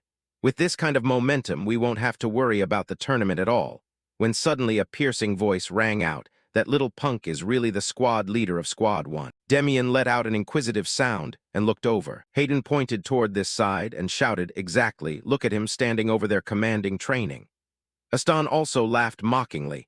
What's wrong with those guys? When would they ever listen to a little kid as their boss? Logan's face turned pitch black as he looked over. What did those bastards just say? Little punk. Shivo also scolded uncomfortably, these assholes. Hayden spread his arms wide to keep provoking. What kids are called little punks? Did I say anything wrong? Aston also laughed in agreement. You can just tell how trashy that squad's skill level is. Mason walked out from behind with a contemptuous smile. Forget those guys. It's not like it's the followers' fault. The fault lies with that arrogant kid who doesn't know his own limits and acts like a squad leader. Demian turned his head to look, unable to help himself from cursing mentally. It's this guy again. Does he have a death wish or something? He then shook his head slightly, whatever. Why bother wasting energy arguing with small fry provocateurs? We're going to crush him in the tournament anyway. Before calmly giving the order, Squad 1 dismissed back to the barracks, when suddenly a voice roared out, what kind of garbage are you bastards spouting? Demian looked up in surprise at the scene before him. Logan's group rushed forward with furious expressions, shouting noisily, if Squad meets mine in the tournament, you guys are as good as dead. Assholes, keep your eyes open and wait for us to come crush you. Kyle pointed at Mason and declared excitedly, especially that squint-eyed guy standing in the front row, you guys better go order your coffins in advance. Then he fumed with anger, turning back to ask, hey Demian, those bastards you just cursed at are from Platoon 4, right? He was startled and confirmed, huh? Oh, right. Kyle and the others glared at the group, banging their fists together, those assholes. We've definitely gotta beat them to a pulp. Immediately afterward, the group started shouting excitedly. Even though it's break time today, let's keep practicing. When we fight Platoon 4, I'm going to wipe the floor with their faces. Demian looked toward them and sighed internally. I didn't expect these guys to be so easily riled up, but who knows? He couldn't help but break into a bright smile. This might actually turn out pretty sweet. That evening inside Morris's office, he crossed his arms and leaned back in his chair to ask, did you spot any promising kids among the new recruits this time? Rabin reported with a serious face. Yes, sir, there are a few with decent potential, but 2 of them stand out the most. Morris immediately picked up the documents to read. Both of them are quite young, huh? Do they have anything special about them? Hearing that, he replied, I'm not entirely sure, but it seems they already know how to control mana. He was startled and questioned further, mana. Do both of those rookies come from some prominent background? Rabin stood at attention and replied, from the looks of it, nothing special at all. Morris lowered his head to look, calculating silently. Most people who sign up for the training camp are commoners anyway, and mana training methods cost a fortune to learn, so to commoners, mana feels like some distant, mysterious power. He stared closely at the information of the 2 individuals and muttered, Rookie Demian enlisted after losing both parents, and Rookie Appel's family background is just as ordinary. But it's precisely because it's overly ordinary that it makes me uneasy. Right after that, Morris raised his head and asked, oh, by the way, I heard there was some friction between platoons earlier. Rabin closed his eyes to report, yes, sir. Actually, that commotion was related to Rookie Demian. Thinking of Mason's provocation, he explained, because Demian is too young to be a student platoon leader. Rabin added, remembering Logan's group, so the other platoon leaders and team members looked down on him. But the guys in Squad 1 got furious, and thanks to that the whole squad actually became really united, and Morris couldn't help but reconfirm, meaning Platoon 1's members have accepted that kid as their leader. Rabin bowed and confirmed, yes, sir, that's right, and Morris rested his chin on one hand and exclaimed, interesting. He raised a finger and gestured, since things are like this, how about we try this? He leaned in to listen to Morris's entire plan. After hearing it, Rabin asked in surprise, but don't you think doing this might backfire? He rested his head on one hand and chuckled. If so, it just proves their capabilities only go that far. Morris thought of Kyle's group and added, But if their unity is strong enough, it's definitely worth a try, so. A dark light flashed in his eyes as he declared, "Increase the training intensity for Platoon 1 and Platoon 4, the ones who just picked a fight with each other, to the maximum for me." Kyle's group suddenly jolted, simultaneously turning back to look. What is this? Why are we suddenly getting goosebumps all over? Inside the room, someone lying on the bed groaned, "Well, we're screwed. Why are they suddenly extending our training hours like this?" The person next to him also spoke up. "I heard only our platoon and Platoon 4 have to do extra penalty training." Carter remembered today's workout and gritted his teeth. "They said it includes crawling drills too." While someone else complained uncomfortably, "Isn't it a bit too harsh to punish us just for cursing a few times?" Kyle turned his head back to ask Demian, "Isn't this a bit too unfair?" Hearing that, he sank into deep thought. Crawling drills, huh? Demian closed his eyes, thinking to himself that he knew their intentions all too well, before responding, "Well, fair or not, what else can we even do?" He stood up, walked toward the group, and asked, "Do you guys think you're out here on a vacation or something?" Turning to face the others, Demian pressed on, "These crawling exercises are definitely going to leave your bodies aching like crazy. But if we push through it, our physical stamina will completely crush all the other platoons. You all understand the real purpose of this drill by now, right?" Shivo raised an eyebrow and muttered mentally, "Damn it. Even that kid managed to figure it out." While another couldn't help thinking, "If I complain about this here, does that mean I'm actually worse off than a 13-year-old kid?" Demian closed his eyes with a smile and continued, "Doing it for the first time is probably gonna hurt like hell, but I've got your backs, so just give it everything you've got." Right after that, someone else complained with dissatisfaction, "Wait, they aren't actually expecting us to crawl on this gravel-strewn field, are they?" He raised his head and asked, "What were you hoping they'd roll out plush cushions for you to lie on?" Kyle asked with a shocked expression, "By the way, Demian, the way you talk makes it sound like you've done this stuff a million times before." And Demian closed his eyes, thinking to himself, "Well, I pretty much have." Deep down, Demian recalled how many times in his past life he had been forced to flatten himself against the dirt, just to keep his skin intact. Right after that, he let out a silent sigh. But that's not even the real point of crawling drills. Demian couldn't help thinking back. Being forced to crawl in the middle of an already exhausting training schedule when your entire body is covered in scratches and bruises. Another guy grabbed someone else by the collar and roared, "What the hell did you just bark, you dog?" Demian silently mused. Everyone's nerves are getting frayed, and the platoon is bound to start falling apart from the inside. He gazed thoughtfully at the group. Pushing through the pressure generated by this drill is the exact reason why they added it to the schedule. They just want to see whether Platoon 1 or Platoon 4 can take the heat better. Demian squatted down by the foot of his bed and pulled out a box. Since their intentions are this obvious, there's no way I'm just gonna sit around and take it before shouting out loudly, "Hey guys, grab all your issued socks and bring them over." Darian asked in confusion, "Socks? Why the hell are you suddenly asking for socks?" As his voice echoed. Demian grinned brightly, pulling hard on a pair of socks in his hands. "I'm gonna pull off a magic trick and make some amulets for this drill." The next morning, the instructor stared down from above and inquired, "Are all of Platoon 1 accounted for?" The voices of Demian's group rang out, loud and clear, "Instructor." Looking down at them, he introduced himself. "All right, I'm Nielsen, the instructor in charge of your crawling drills. Today we're learning the low crawl technique. Assistants, take your positions." Nielsen clasped his hands behind his back and instructed while gesturing toward the lead soldier. The low crawl means keeping your body pressed flat against the ground, holding your spear straight, and moving fast by coordinating opposite arms and knees. He then pointed toward the netting ahead and asked, "Now you're going to tackle that obstacle course using the low crawl. Ready?" Platoon 1 shouted back with high-spirited energy, "Ready, instructor." Nielsen silently marveled. At least these guys still have some fighting spirit, unlike that useless bunch in Platoon 4. With a deadpan expression, he barked out the order, "Group 1, go clear that obstacle course for me, move out." The members of Platoon 1 dropped flat onto the ground simultaneously, rapidly crawling underneath the netting. Nielsen closed his eyes, thinking with a puzzled frown, starting crawling drills in just the second week when it usually doesn't happen until week 4. What on earth is the company commander planning? Raising his head to watch the group, he muttered to himself, "Crawling on terrain like this causes real pain, not just regular fatigue. They're bound to struggle and trip all over the place." Suddenly, Nielsen's eyes went wide as he stared in shock at the scene unfolding before him. Watching the group nearing the finish line, he stammered in disbelief.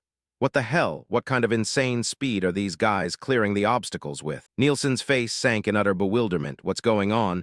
This is clearly their first time practicing the crawl. A figure stepped up from behind, reporting instructor. The person asked in confusion, when does Group 2 get to go?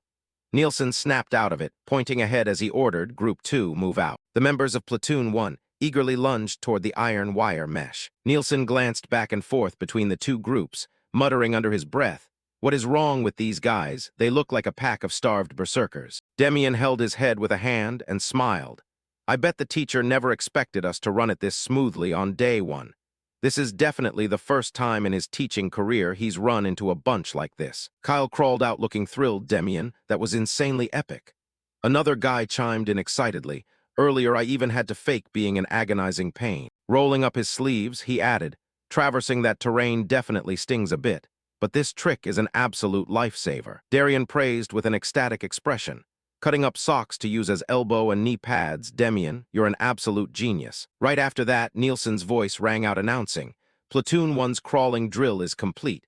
Everyone break and return to the barracks." Kyle glanced over and asked, "Hey Demian, where the hell did you learn that trick anyway?" Demian kept his eyes forward as he replied, "From my late father, though it came with a warning." Kyle pressed on. "What was it?" He smiled faintly as he answered, "Absolutely don't get caught by the instructor." While in Demian's mind, the instructor's furious face flashed before him. "You little punks, you've got some real nerve pulling shady tricks right in front of me. Everyone drop down and give me 100 low crawl laps around the training ground right now." Hearing that, Kyle laughed and gave him a heavy pat on the head. "What a genius, speak of the devil."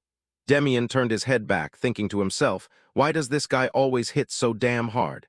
Is he secretly holding a grudge? Raising his head to look at the weapons nearby, he pondered, "Anyway, all we have left now is the shield and spear drill, right?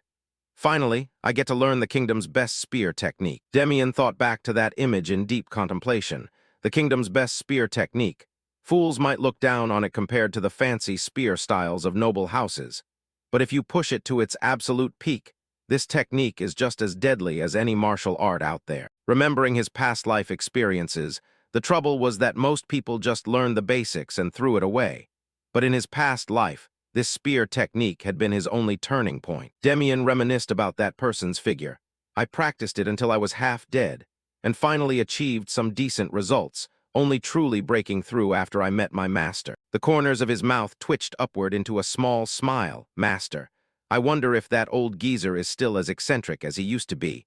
I'm bound to run into him again sooner or later anyway." Across the field, the group from Platoon 4 was shouting loudly and complaining. "Having to crawl across a pile of sharp gravel like this. Are these guys out of their minds?" Kyle raised his head to observe. "Looks like Platoon 4 just finished their drill too, but those guys." Mason roared in furious frustration. "Will you idiots shut your traps already? Stop whining for my sake." Both Demian and Kyle were startled upon hearing that outburst. The surrounding Platoon 4 members instantly fired back with fierce dissatisfaction. "What did you just bark? You think just because you're a platoon leader you're some kind of king? Acting like you're some big-shot veteran or something." Carter laughed and remarked, "The atmosphere over there looks tense enough to start a bloody riot." And Logan chimed in, "If we didn't have these pads, we'd probably be screaming at each other just like that right now." Kyle threw an arm around his shoulder and laughed heartily. "Talk about lucky. Demian's pads literally saved our asses." While Mason glared up with a face full of unadulterated rage. "Those bastard dogs. How the hell do they still have the mood to sit around laughing over there?" Hayden also complained bitterly. "Clearly they had to crawl just like us. So how come their bodies still look completely untouched?" Mason shouted angrily, "I bet those guys cheated again. If it wasn't for that bunch from the start, we wouldn't be getting punished with crawling drills like this." Clenching his fists tightly, he cursed, "Damn bastards," vowing inwardly, "There's only a few days left until the interplatoon tournament, and when it comes, I'm gonna crush every single one of you." Mason stared daggers across the field with a ferocious expression. "And I'll snatch that first-place spot right out from under you." Demian met his glare with a completely calm expression. Time slipped away in the blink of an eye, and the long-awaited interplatoon tournament finally arrived. The instructor surveyed the crowd and inquired, "Are all 4 platoons fully assembled?" The troops shouted in unison, loud and clear, "Instructor." The voice continued, "Shortly I'll call out the platoons according to the tournament bracket. Everyone get yourselves ready." Kyle turned his head and shouted, "Hey Demian, And he looked back with a puzzled expression. What? Frowning, the big guy eyed him suspiciously. You've been looking kind of different lately, or am I just hallucinating? Kyle kept talking. Something definitely changed, though I can't quite put my finger on it. Did you actually get taller? You're still in your growing years, after all. Logan laughed loudly from behind. Oh, Kyle, Demian was already tall to begin with. While someone else chimed in, exactly. You're just unreasonably huge. Stop picking on him. Demian glanced their way, thinking irritably, does this guy have some kind of freakish sixth sense or something? Flashing through his mind was the memory of the previous night. Actually, I broke through to the second tier of the mana training method last night, which significantly increased my internal mana reserves. Demian thought back to the enveloping purple light. Sticking to my daily mana training ever since entering this training camp finally paid off. Right after that, he called out loudly, prompting Kyle to look over in confusion. Kyle, with a deadpan expression, Demian declared, for this platoon tournament, I want our unit to secure an absolute, overwhelming victory. In his mind, he recalled the prize. The top 5 best soldiers in the tournament get rewarded with the right to choose any piece of equipment they want from the armory. Demian lowered his head in silent contemplation. Usually, people pick weapons or armor enchanted with single-use defensive magic, but stuff like that caps out at C rank at best. He clenched his fist, thinking of the ring that radiated a pearlescent glow. That's not my target. I heard about it from a subordinate back at Training Camp 3 in my past life. Demian stared fixedly at the thought.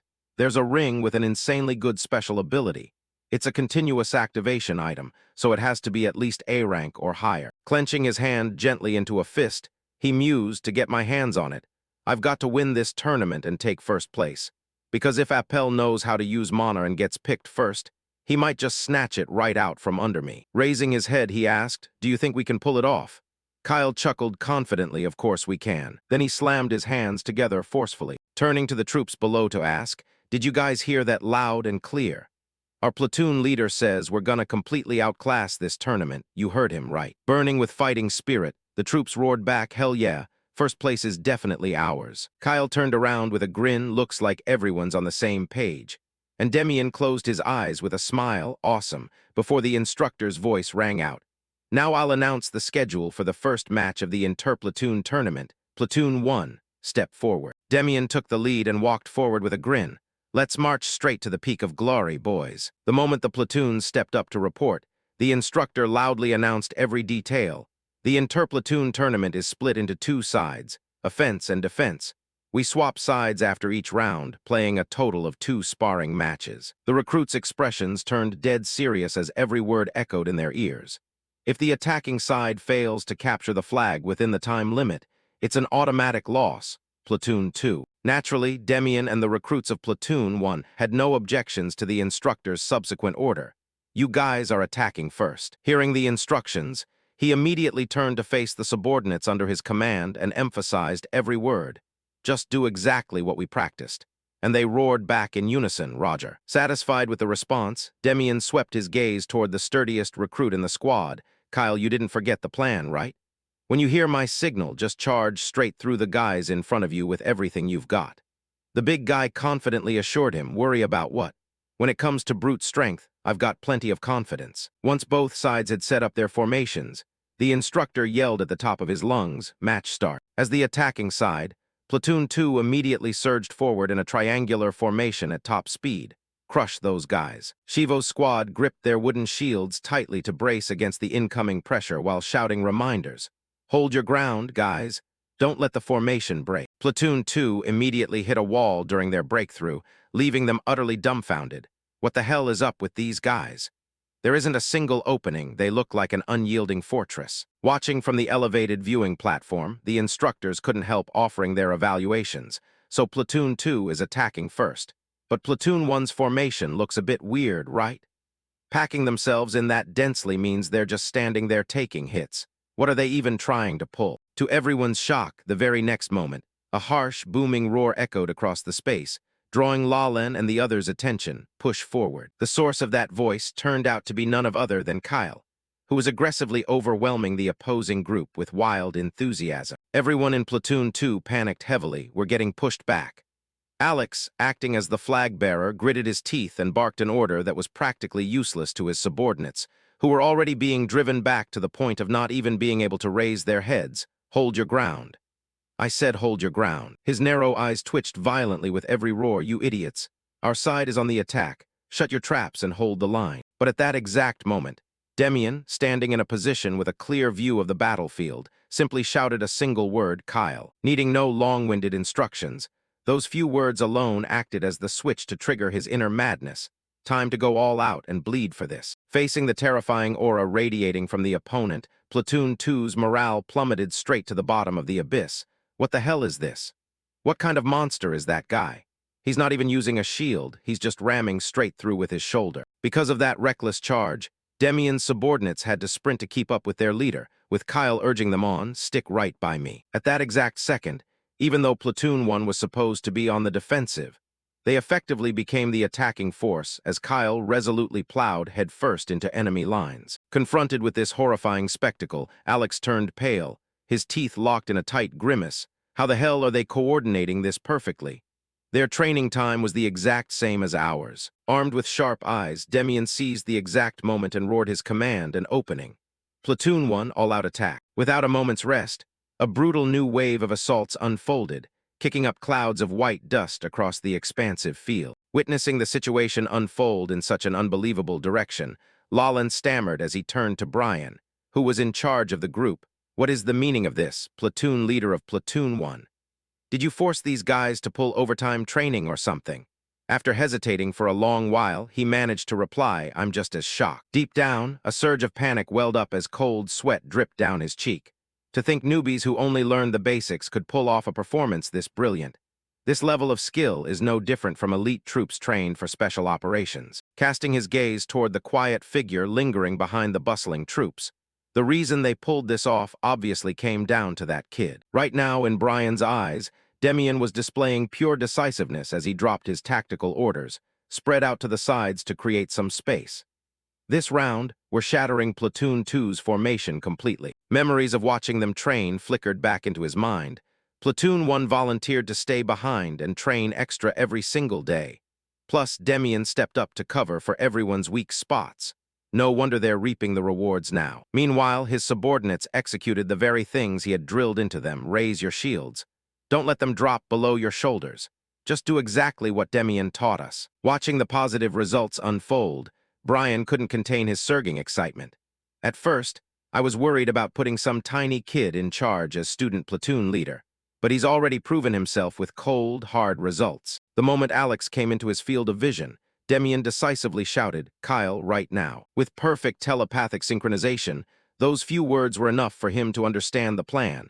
Where'd that flag go again? Flashing a blindingly white smile reminiscent of a toothpaste commercial, Alex nearly jumped out of his skin when he spotted him. There you are. Panic surged through Alex, causing him to sweat profusely. Block that guy. Forget attacking, just focus on stopping him. In stark contrast to Platoon 2's completely shattered morale, Platoon 1 burned with an incredible aura of intensity. Not so fast, boys. Fall in. Amidst the swirling clouds of white dust, Kyle casually flashed an amused grin, you idiots, and the opposing group stared in utter shock. What the hell? Why did that muscle-bound freak suddenly stop? The gleam of excitement on his face never wavered for a second. You guys just walked right into our trap, successfully causing widespread panic among the enemy vanguard. A trap. While they were still reeling from the announcement, a figure kicked hard off the ground and surged forward like a gust of wind. With the signature small stature of a 13-year-old, the person was none other than the agile Demian. Nice job, Kyle. Launching his small body midair, his sharp eyes locked onto a single target. Before Alex could even react, the tip of Demian's staff drove straight into the center of his chest, packing enough raw force to send him crashing hard into the rough dirt. Just as he let out a howl of agony, the instructor's announcement rang out, time's up. Since the attacking Platoon 2 failed to capture the flag, stepping right on top of his defeated opponent to strike a pose, Demian hoisted the red flag high and delivered the triumphant declaration, we win. Naturally, after that grueling match, the blue-haired instructor didn't forget to give his assessment, take a short break, and then both sides swap fields. The guys in the background couldn't help expressing their awe. That was insane. At this rate, Platoon 1's gonna sweep this entire tournament with an undefeated streak. Yet one person firmly objected. No way, you can't be so sure about that. A finger wrapped in a red uniform glove pointed off into the distance. Look over there. Across the way, the other two teams were still locked in a fierce battle. Based on that display, Wouldn't they make a worthy opponent for Platoon 1? Overflowing with rage resembling a volcanic eruption, a frenzied recruit stomped the ground, damn it. Absolute bullshit. It turned out to be none of other than a frustrated platoon leader watching the situation turn against him. Platoon 3, our first opponent. I only meant to use this match as a warm-up before crushing that Platoon 1 trash. With Hayden among the shield-bearing squad, the person drowning in furious contemplation was none other than Mason. Why the hell are these guys just standing there frozen without moving an inch? We already lost the defensive round miserably, and if we lose this one too. Finally unable to contain the pent-up anger in his gut, he straight up roared, "Nonsense, what the hell are you guys doing? Did you forget the whole plan? Just do exactly what I told you to." Sure enough, the next second he was met with a barrage of defiant backlash from his own men. "If you're so great, why don't you come down here and do it yourself? What kind of useless platoon leader just hides in the back talking big?" Inside Mason's mind, he went berserk, damn it. Coordination is trash, and nobody has any motivation. Simultaneously, over at Platoon 3, Gerard took the lead and calmly brought up a matter to the young lad beside him. "Appel, the guys on the other side look completely exhausted. Should we just charge in and punch a hole through their formation?" The boy shook his head decisively. No need. The next second, he calmly laid out his plan with absolute confidence gleaming in his blue eyes. "Just hold our position and target their shield bearers.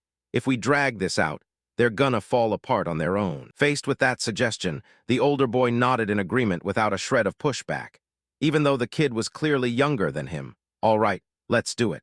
While thinking internally, I can't believe a 14-year-old kid is this good at reading the situation and finding enemy weak spots. With his own sharp eyes, Gerard quickly formed a string of doubts regarding the boy's background.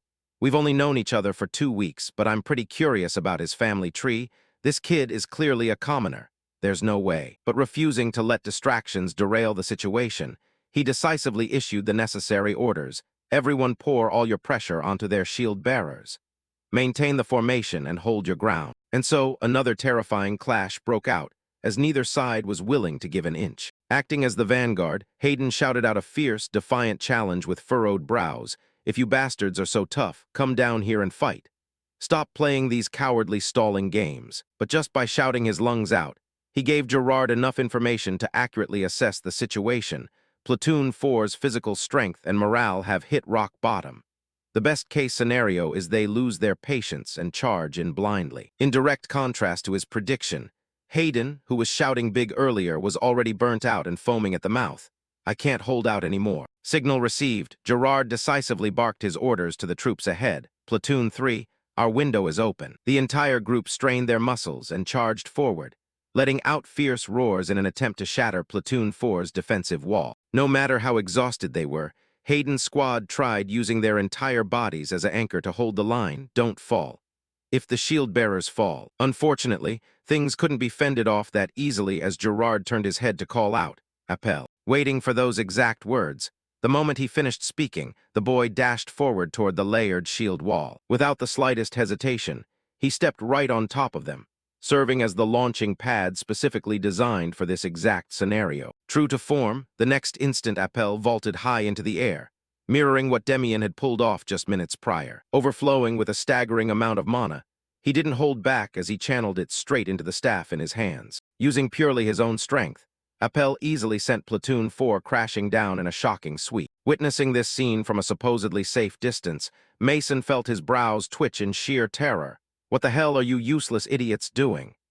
He hadn't forgotten his bet with Demian either, damn it. If we fight like this, how the hell are we ever gonna beat Platoon 1? At that exact moment, from the corner of his eye, he spotted the boy's leisurely figure. Watching the unremarkable display from a medium distance, he let out a sigh. "It's over," and true to form, the instructor's voice rang out right after. "Sparring match over, Platoon 3 wins." Watching the person being cheered underneath the clear blue sky, Demian instantly formed his conclusion that Appel Guy is definitely no pushover. He's gonna be a tough opponent. Turning around to walk away with decisive steps, his mind began churning. Ultimately, the real battle is going to be against Platoon 3. Blazing with newly upgraded mana, the corners of his lips curved up into an excited smirk. "This is getting interesting. See you in the finals, Appel." After a brief recess for the platoons that had just gone through grueling matches, the instructor stepped up to announce, "Break time's over. All platoons assemble at the training ground right now. As they marched forward, Kyle didn't forget to raise a question to the person beside him for confirmation. Hey, Demian, we're beating up platoon for this match, right? He calmly and apathetically replied, spot on, this is their last chance. They're bound to thrash around desperately just to earn a shred of pride. Meanwhile, the big guy puffed out his chest with an ear-to-ear grin. Now that sounds fun. I'm gonna smack the teeth out of the guy who dared call you a little brat. Though Demian casually rejected him. I called dibs on that guy. You just clear the path for me, Kyle. Facing their subordinates, they showed no hesitation as they listed the opponent's weaknesses. All right, the enemy is completely exhausted and their coordination is trash. Radiating a malevolent aura that rivaled the clear blue sky, Demian emphasized every single word. But I don't plan on holding back, in fact. We need to strike even faster and hit even harder. We're crushing these guys into dust this round. The moment his final words dropped, Kyle's group brimmed with excitement, bursting into eager laughter. I've been waiting for this exact moment. Time to make those loudmouths pay. Once everyone finished hyping themselves up, as the leader of the squad, he immediately turned solemn and issued his directives. We're finishing this fast and clean, so stay sharp. Not a single person voiced any objection, and Logan's group responded with high spirits, loud and clear. And then, at that exact second, the entire squad of Platoon 1 locked into position, every single face burning with intense focus and gravity. In stark contrast to them was the deeply intimidated group from Platoon 4, who were still reeling from taking such a miserable beating against Platoon 3. Highlighting the massive gap between the two forces, Demian maintained a confident demeanor as he held the authority, while Mason looked as annoyed as if Demian owed him a few dozen silver coins. At the instructor's signal, the match began. Bearing an intimidating aura, Platoon 1 took the initiative to attack with a roaring shout, "Let's go, guys." Before long, both sides closed the distance, and you all maintained your formation during the charge. Unlike when he merely observed Platoon 2 from the rear, Demian could now witness Platoon 4's execution firsthand and formulate a plan. Platoon 4's battle formation looks way looser than I thought. With a level like this, we can just crash right through and shatter their lines. And then, the corners of his mouth lifted at a 45-degree angle, brimming with confidence the moment he dropped into his ready stance. But we have to do this thoroughly and perfectly.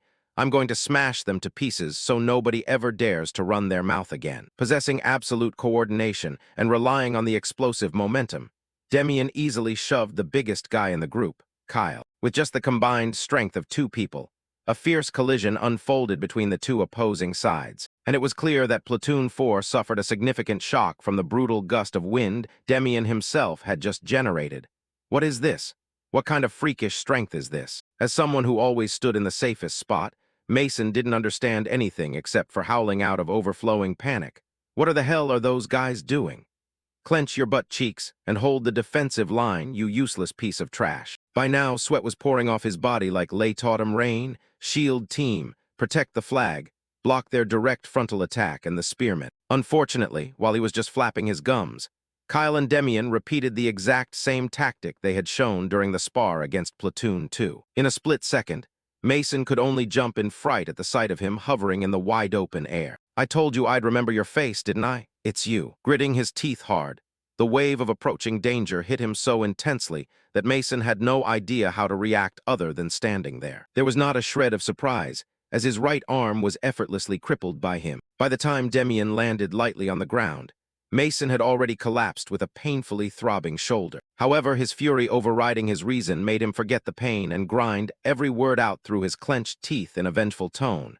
You bastard! Show some restraint with your arrogance. True to carrying a deep-seated hatred for Demian, he didn't hesitate to pick up the wooden staff he had dropped. Do you take me for a straw scarecrow? And then in the next moment, Mason charged forward as if his previous kick meant nothing. If this were a fair one-on-one fight, a piece of trash like you wouldn't be worth a rusted nail. Letting out a breath full of boredom to someone tempered through countless battles like Demian, his attack was far too pathetic, completely predictable. Not even bothering to drag out the time, he decisively grabbed the end of the opponent's staff. Is that all you've got? Obviously, Mason's strength wasn't enough to hold on to even a sliver of the remaining wood. Tossed his shield aside, he casually put on a flashy display of staff spinning. You lost your weapon just like that. In the next moment, without any hesitation, he decisively dealt another blow straight to the injury on the opponent that he had kicked earlier, stomping down hard on the enemy in a cool, killer intent-filled manner. The mana on Demian surged out with every single word. Dropping your weapon right on the battlefield is no different than kneeling and begging someone to kill you, you idiot. Not stopping at mere intimidation, his fists clenched tightly and gathered mana, burned today into your memory, because this is useful advice for your life later on, giving the opponent no chance to counterattack. A heavy blow landed squarely across Mason's face under the two words Demian blurted out, "Understand." Witnessing this horrifying sight, the instructor could finally no longer stand still and rushed over frantically. "Platoon leader of Platoon 4, are you okay?" While you let out another discouraged sigh, wondering what time it was in the day, "It was too easy. I'm sick of talking about it." Meanwhile, the instructor personally experienced the sharp and intense gaze from Demian and hesitantly spoke up, realizing that Platoon 4 was no longer capable of continuing the match. Right at that moment, Demian's hand was picking up the wooden staff ahead of what he was going to say next, therefore winning this match. There was no need for debate. He simply raised the green flag in his hand high amidst the instructor's announcement, declaring Platoon won the winner. Despite having just gone through a slightly grueling match, Kyle was still brimming with energy and laughed heartily. That felt amazing. The other rookies were just as happy as expected of Demian. He's seriously awesome. Watching Mason being carried away by two people on a stretcher, the members of Platoon 4 were truly terrified. Isn't that platoon leader of Platoon 1 only 13 years old? How on earth is his skill level that overpowered? Observing from the high platform, someone finally couldn't help but exclaim, "He really is a born genius." Nielsen added clearly as he gave his evaluation, "He might even outclass instructors like us." Rudolph beside him also chuckled, nodding in agreement with what he uttered. "I can't even argue with that," when suddenly a larger figure appeared nearby and raised a question. "What's everyone chattering about so animatedly?" This scene successfully drew attention and confusion from him. Standing before them at that moment was none other than Leonhard Belkalin, holding the position of head trainer of the kingdom's 3rd Division. Clearly seeing who had arrived, not a single person dared to delay as they straightened up into a rigorous posture. "Greetings, glory belongs to the kingdom." Not bothering to pay attention to them, Leonhard went straight to the main point right within his sight. "Brian, is that the kid you told me about?" Directing his gaze toward Demian, who was being hoisted up by Platoon 1 for his overwhelming victory. He nodded affirmatively to the superior's question. "Yes, that's right, sir." The corners of his mouth curved into an amused arc, and Leonhardt slowly dropped every single word. "Looks like an interesting variable has just appeared." And then time went on, and the rookies returned to their quarters, with a young man suddenly bursting open the door to Platoon 1's bedroom and shouting, "Oh, holy crap." Chatting with other comrades, Demian turned to address the issue amidst Shivo's panic. "What's everyone making such a fuss about?" He quickly reported, "It seems some big shot just visited our training camp." Recalling the scene he accidentally witnessed, Shivo was still startled. "They say it's a super famous trainer from the 3rd Division. That old uncle is practically a legend among trainers. No wonder our teachers looked like they lost their minds." Hearing the special phrase, you immediately stood up and popped out a logical question. "A trainer from the 3rd Division. What's his name?" Rubbing the hair on his head, he tried to remember while replying, "I just heard it a moment ago and suddenly forgot. His name is." Both Demian's body and mind entered a state of shock at the other person's next words. "Leonhard something, I think." So in the next moment, he accurately corrected the name that kept echoing in his brain, Leonhard. Sure enough, upon hearing it, Shivo nodded along as he mentioned, "That's right, that's the name, Leonhard." Before he could finish speaking, you rushed past him, startling him with confusion. "Demian, where are you going?" Running straight down the hallway with a sullen yet hurried look, the student platoon leader left Shivo deep in wonder. What the hell is wrong with him all of a sudden? Meanwhile, you didn't care about anything around you, focusing only on the essential thought racing through your mind. "I have to check with my own eyes, just in case it really is him." Unexpectedly, right when Demian wanted to find out clearly, Leonhard had gradually closed the distance with him from the opposite direction. Your presence naturally drew attention and confusion from him. "Isn't that soldier Demian from earlier?" Brian happily expressed upon seeing him. "Demian, I was actually looking for you." Unpredictably, in the next moment, you closed the distance with both of them and performed a military salute with absolute precision. "Glory belongs to the kingdom." Faced with this greeting, Leonhard calmly asked for confirmation, "Your name is Demian, right?" Naturally, since it was his own name, you didn't hesitate to admit it. Yes, that's me. The atmosphere suddenly plunged into silence as you drifted off into your thoughts. The 3rd Division has a connection with Training Camp number 3, but it's miles away, so I thought it would take a long time to meet him. No matter what, the level of happiness in Demian upon meeting the person closest to him in his past life was immeasurable. Long time no see. The most influential person in my life, Master. In the long hallway, having just caught Demian executing a respectful salute, Leonhardt confirmed the information. Are you Demian? Outwardly maintaining a calm composure, but inside, his interest had already been piqued. That rigid old Raven kept praising the kid, so I had to come see for myself. Sensing the mana circulating in the opponent's body, he praised inwardly. Is he practicing a top-tier mana circulation method? Stroking his chin in thought while evaluating the teenager from top to bottom, Leonhardt finally spoke up unexpectedly. I watched earlier. Your spearmanship is pretty solid.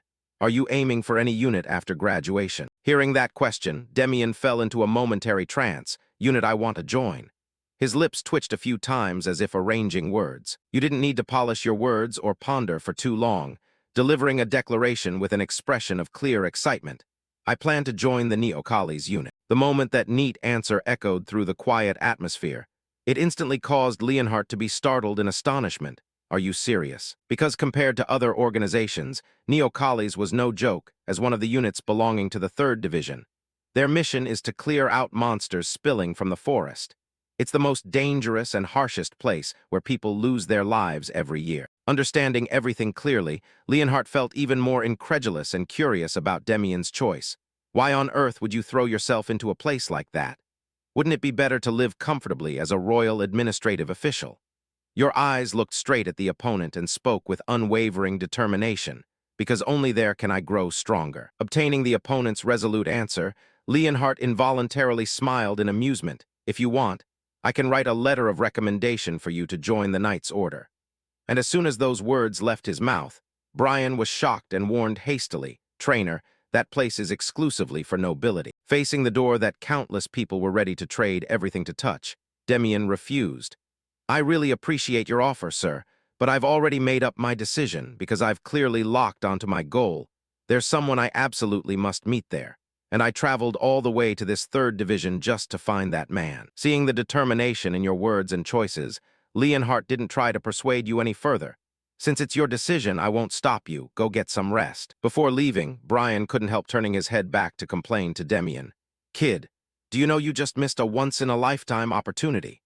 The Knight Order normally only accepts nobility, but having a recommendation letter from the trainer is a completely different story. So he immediately turned back to Leonhardt with an earnest expression to plead for a chance for the 13-year-old boy. Trainer, I think Demian is too young to fully realize what he just gave up. Let me go talk some sense into him. But instead of agreeing, he unexpectedly spoke up. Do you really think the kid chose the wrong path? While he didn't know how to respond, he recalled the look in Demian's eyes when rejecting the offer. You probably didn't see the look in his eyes earlier. Saying this, he involuntarily smiled with amusement toward the rare teenager. I have no idea where that little brat crawled out from, only 13 years old, and he's genuinely formidable. Bearing that thought with a look of lingering satisfaction on his face, he advised, don't force him, just leave him be. As long as he's in the 3rd Division, we're bound to cross paths again anyway. A day off passed, and the next morning was the showdown between Platoon 1 and Platoon 3. And Demian looked across at the opposing group while reminding everyone, you saw it yesterday, Platoon 3 isn't an easy pushover. Pausing for a beat to gather everyone's focus, he continued with a firm attitude. But I can guarantee you one thing. At this point, no platoon in this training camp can give us a hard time anymore. That powerful assertion instantly raised the team's morale, and Kyle blurted out with exhilaration. Are we seriously this strong? Following the previous 2 overwhelming victories, the entire platoon was brimming with fighting spirit, and Demian curled his lips with determination. Let's crush them, just do what we always do. The words barely left his mouth when the instructor's booming shouts simultaneously echoed across the open area. Platoon 3 will attack first. Match start. The moment the signal rang out, Demian immediately raised his hand to instruct. Gather up. Within a few short seconds, the entire team formed a tight defensive formation, leaving Gerard slightly surprised. Isn't that the exact formation they used to fight Platoon 4 yesterday? And Appel observed closely from the side and remarked, I admit it looks really solid. Looking at the human wall Platoon 1 had just built, he narrowed his eyes in calculation and emphasized every single word. Appel, you bear a crucial role in this match. You know what to do, right? Without needing any further explanation, he simply nodded. Yes. Under his coordination, the members of Platoon 3 shifted simultaneously and linked together into firm layers. Let's move. The order was given, and both sides instantly plunged into a fierce clash. With his eyebrows tightly furrowed, he immediately adjusted his tactic, all troops charge. Observing that familiar control, Gerard merely narrowed his eyes in sudden realization that it was just the same old trick from yesterday. Amidst the tense moment, he suddenly shouted cleanly, "Appel right now." As soon as the command was issued, the frontline members immediately split to both sides, leaving a wide corridor right in the middle of the formation. That unexpected transformation left Demian momentarily stunned as his gaze locked onto the newly appeared gap. What the hell? Are they breaking their own formation? What are they up to? Unlike the offensive that required a springboard like yesterday, this time Appel immediately sprinted forward smoothly down the wide-open path. After just a few breaths, he closed in on the target and swung his staff directly at an opposing team member. The developments happened so fast that even Demian, who had the situation firmly in hand, paused for a moment. Realizing the plan had worked, Gerard immediately seized the opportunity. Appel's hit connected. Dig deep into that gap right now. At that very moment, Kyle, possessing a sturdy physique, squatted down with two shields into a ready stance. You think I'm going to let you run wild? The fierce offensive charge was forced to halt by him alone, causing them to panic immensely. What the hell is this freakish strength? Standing behind the battle line, Demian secretly breathed a sigh of relief, given the sudden turn of events. It's a good thing Kyle managed to block that dangerous move. Recalling the scene just then, he couldn't help but reflect. That kid Appel is seriously amazing. One punch sent the shield bearer flying away. Meanwhile, Appel on the other side of the formation was also observing Kyle and letting out a sigh. What kind of monster is this guy? He clearly looks like a northerner's, yet why on earth did he wander into this 3rd Division training camp? Quickly brushing that aside because there was a much more concerning issue right in front of him. Whatever the reason, this is starting to get annoying. That musclehead has locked onto me. Suddenly, the pre-match conversation between Kyle and Demian popped into his mind. Kyle, your only job is to tightly mark Appel for me. As long as you block him, no one can break our formation. Hearing that name, he couldn't help but look confused. Who's Appel? And you smiled knowingly. You'll recognize him the second you look at him. Returning to the ongoing match, Kyle was still standing tall before the battle line like a wall, grinning smugly. Let's see what you guys are made of. Seeing the obstacle ahead showing no signs of shaking, Gerard slowly stepped forward and asked, Appel, can you pierce through that? Even knowing this wasn't an easy opponent, he had no intention of backing down. I have to no matter what. Feeling the pressure radiating from the opponent, Appel immediately reviewed the entire plan in his head to find a breakthrough. Brute force alone isn't going to work on this guy. If that's the case, he slowly closed his eyes and poured all his strength into the spear in his hand. There's only one way left. In the next moment, he suddenly roared and sprang straight up into the air, aiming directly for Kyle. The weapon came down with astonishing force, but he managed to raise his shield in time to block it, and teammates standing behind immediately cheered excitedly. He blocked it, as expected of our Kyle, but little did they know, the corners of Appel's mouth curved with a knowing smirk. Fine, if you love blocking so much. The thought flashed as the spear on his hand continued pushing the attack with a surge of formidable mana. Then I'll just hammer away until you shatter. Gritting his teeth against blows heavy as a sledgehammer, Kyle couldn't help but feel incredulous. Damn it, why is a kid Demian's age so ridiculously strong? The moment the thought ended, the shield on his arm could no longer hold up and burst apart. Crap. Pulling the spear back, Appel poured all his remaining strength into the final strike.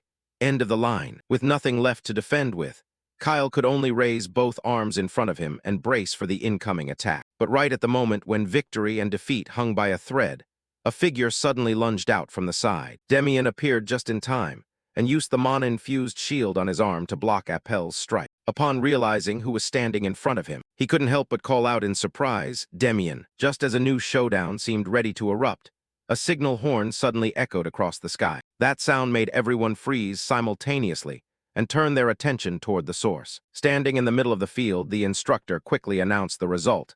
Time's up. Since the attacking team, Platoon 3, failed to capture the flag before the time limit, Platoon 3 loses. Hearing the verdict, Appel immediately clenched his fists until they strained with unwillingness. That big guy blocked every single one of my attacks. Damn it, I thought I could wrap this up quickly. Across the way, Demian turned his gaze to his teammate, who was still breathing heavily after the defense, and asked, "Kyle, are you okay?" He slowly replied with a tough front. "Of course I'm okay. You paused for a beat before making a decision. Sit out the second half." This took him by surprise. "Don't joke around, I didn't break any bones, I'm fine." However, to protect the opponent, you stood your ground and reiterated the importance. "We still have 2 whole weeks of training ahead. If you get badly injured here, you can kiss graduation goodbye." Demian didn't stop there and quickly shifted to another plan. "Instead, stand guard by the flag in the middle of the field. That's the only job I trust you with. Losing the flag is entirely on you." Kyle fell silent for a moment before smiling lightly, realizing you were genuinely concerned for him. "You wanted to save my face and worry about me at the same time. Besides, we're the attacking team this half. Why are we suddenly talking about guarding the flag?" Not wanting to drag out the back and forth, he decisively gripped the item handed to him and gave a guaranteed tone. "Don't worry, I won't let anyone touch it. Just go out there and beat those guys to a pulp." A few short rest beats passed, and the instructor's voice rang out once more. "Switch sides, Platoon 1, prepare to attack." Before the formation was fully settled, Demian swept his gaze across each comrade's face and offered words of encouragement. "I know everyone's exhausted, but this is the final match of the tournament. Let's push through, guys. Since we're on the attack this round, I have no intention of dragging this out until time runs out." Your gaze gradually turned sharp, determination clearly etched in every feature. 5 minutes. Demian turned around, facing the opposing battle line head-on with an ultra-serious expression. Naturally, not only was he filled with determination, but Platoon 3 was also overflowing with fighting spirit. And so your voice echoed across the wide space once again through a firm tone.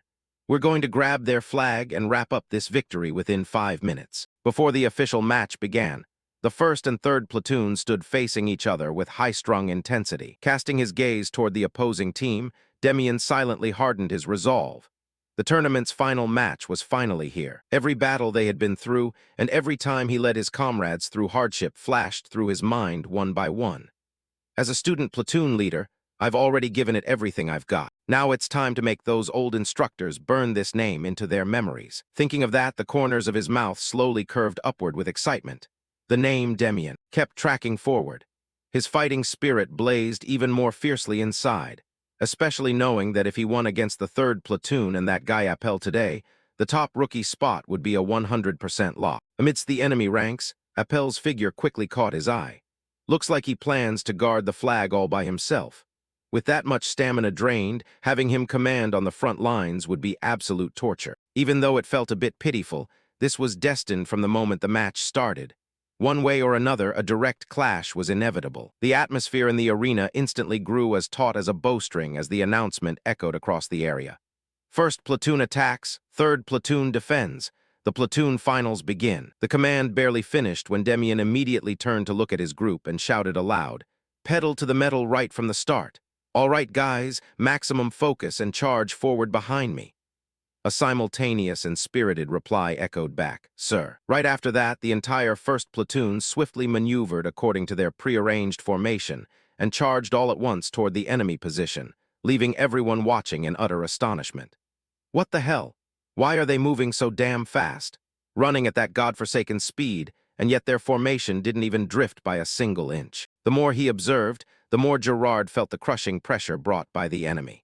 The 1st platoon led by that bastard Demian was no joke. The thought had barely flashed through his mind when he immediately issued an order. "Raise your shields high and watch out for their platoon leader." But just as the order was passed down, Demian stepped out of the formation at lightning speed.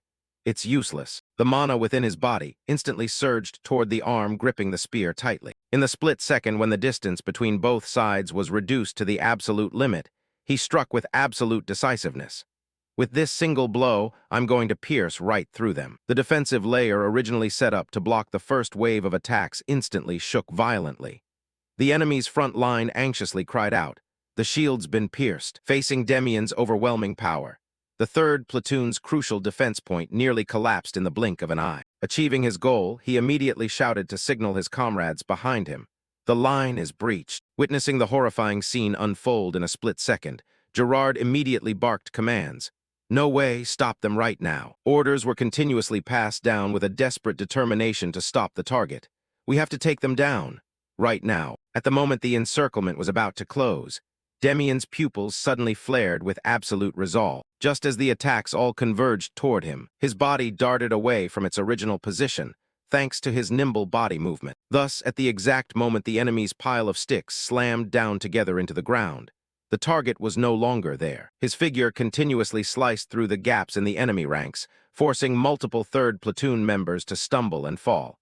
My ankle. While moving incessantly, Demian didn't forget to look back and shout, "First platoon, reform your formation." Kyle and the remaining members instantly accelerated and rushed forward to deal with the rookies who had fallen into a state of panic. "You've crawled all the way here, huh?" Witnessing that scene, Gerard's expression warped with escalating tension. "No way, how could they get across this fast?" Appel quickly concluded from the side anyway, that guy is the biggest threat. His brows tightened as he assessed the situation. As long as they locked down Demian, those guys wouldn't even dream of touching the flag. Saying that, he handed the flag over to his captain and instructed, "I'll stall that guy. You make sure to protect the flag properly." An unconscious call slipped past his lips. "Appel?" Looking at the back figure preparing to step into the battle line, complicated emotions stirred within Gerard. Never would he have thought he'd have to rely on this kid in a situation like this. Seeing Appel slowly step forward through the dust cloud, Demian concluded that the final showdown had finally arrived. That image involuntarily brought back memories from his past life into his mind.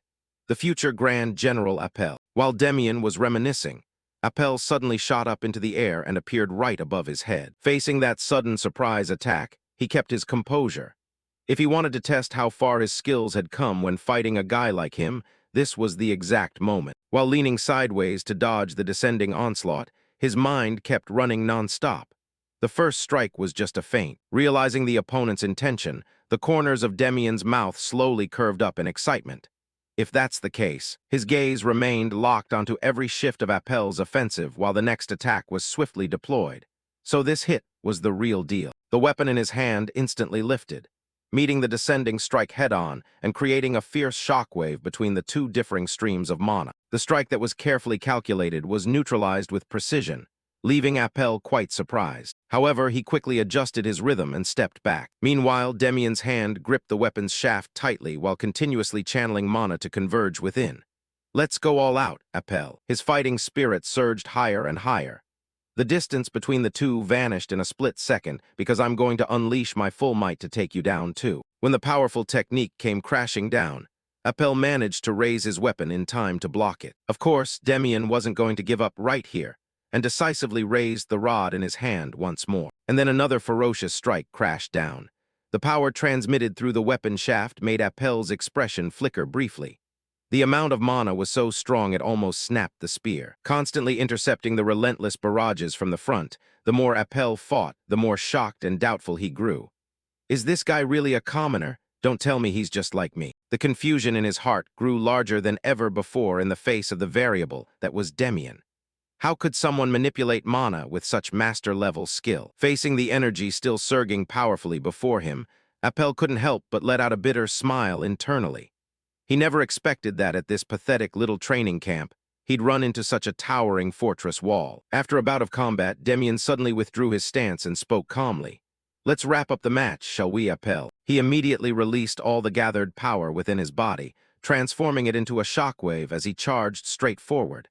"There's no way you can block this hit." The spear tip tore through the air, shattering the weapon guarding his chest in a flash and slamming straight into Appel without a shred of doubt. The intense pressure sent him flying backward, rolling over and over on the ground. Forcing himself to stand, Appel frowned as pain continuously radiated throughout his body. Seizing the opportunity when the opponent lacked the ability to stop him, Demian instantly bypassed him and accelerated toward the target. Behind him, he could only watch helplessly, unable to do anything.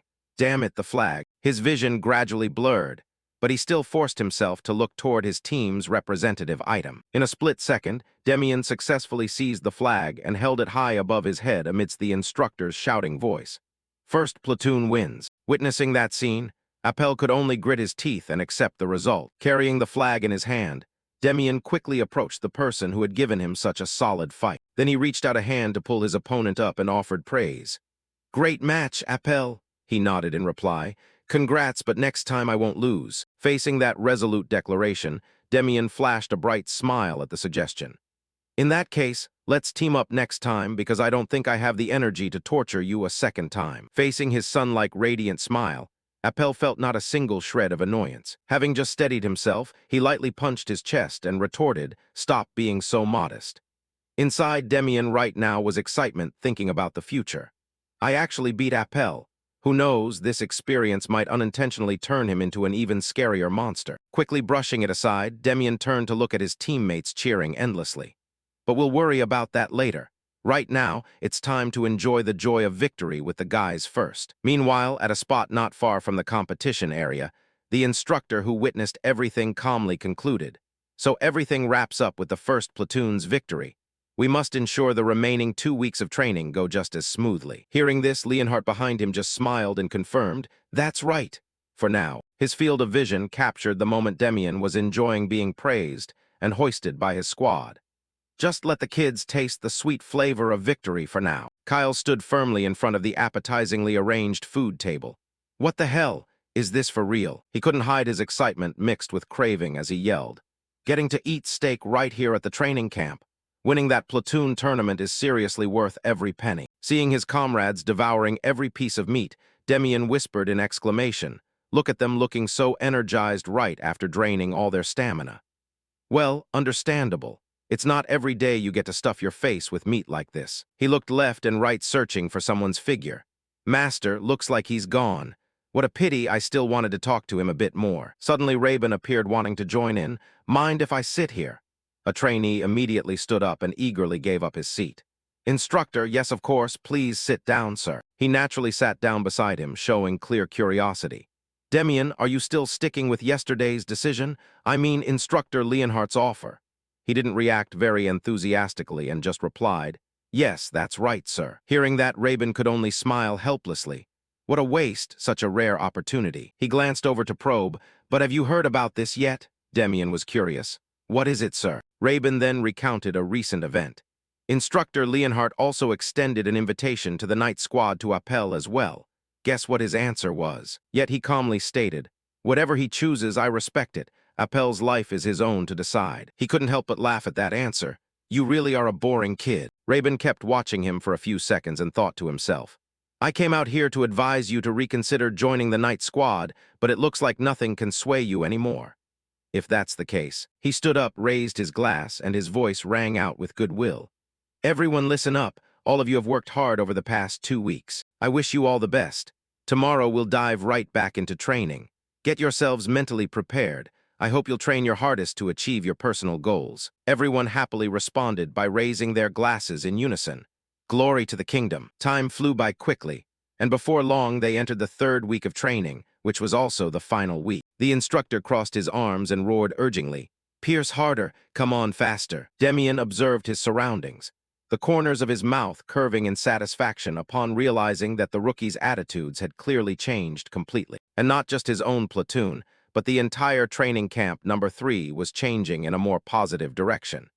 It seems like that recent platoon tournament was an extremely massive leverage. The instructor's voice rang out loudly announcing, "All attention, 5-minute break." Kyle panted as he walked over to ask, "Hey Demian, have you heard the news?" He turned and wondered, "What news?" Based on what he picked up, he recounted, "I heard the morale of the 4th platoon has been horribly miserable ever since that tournament.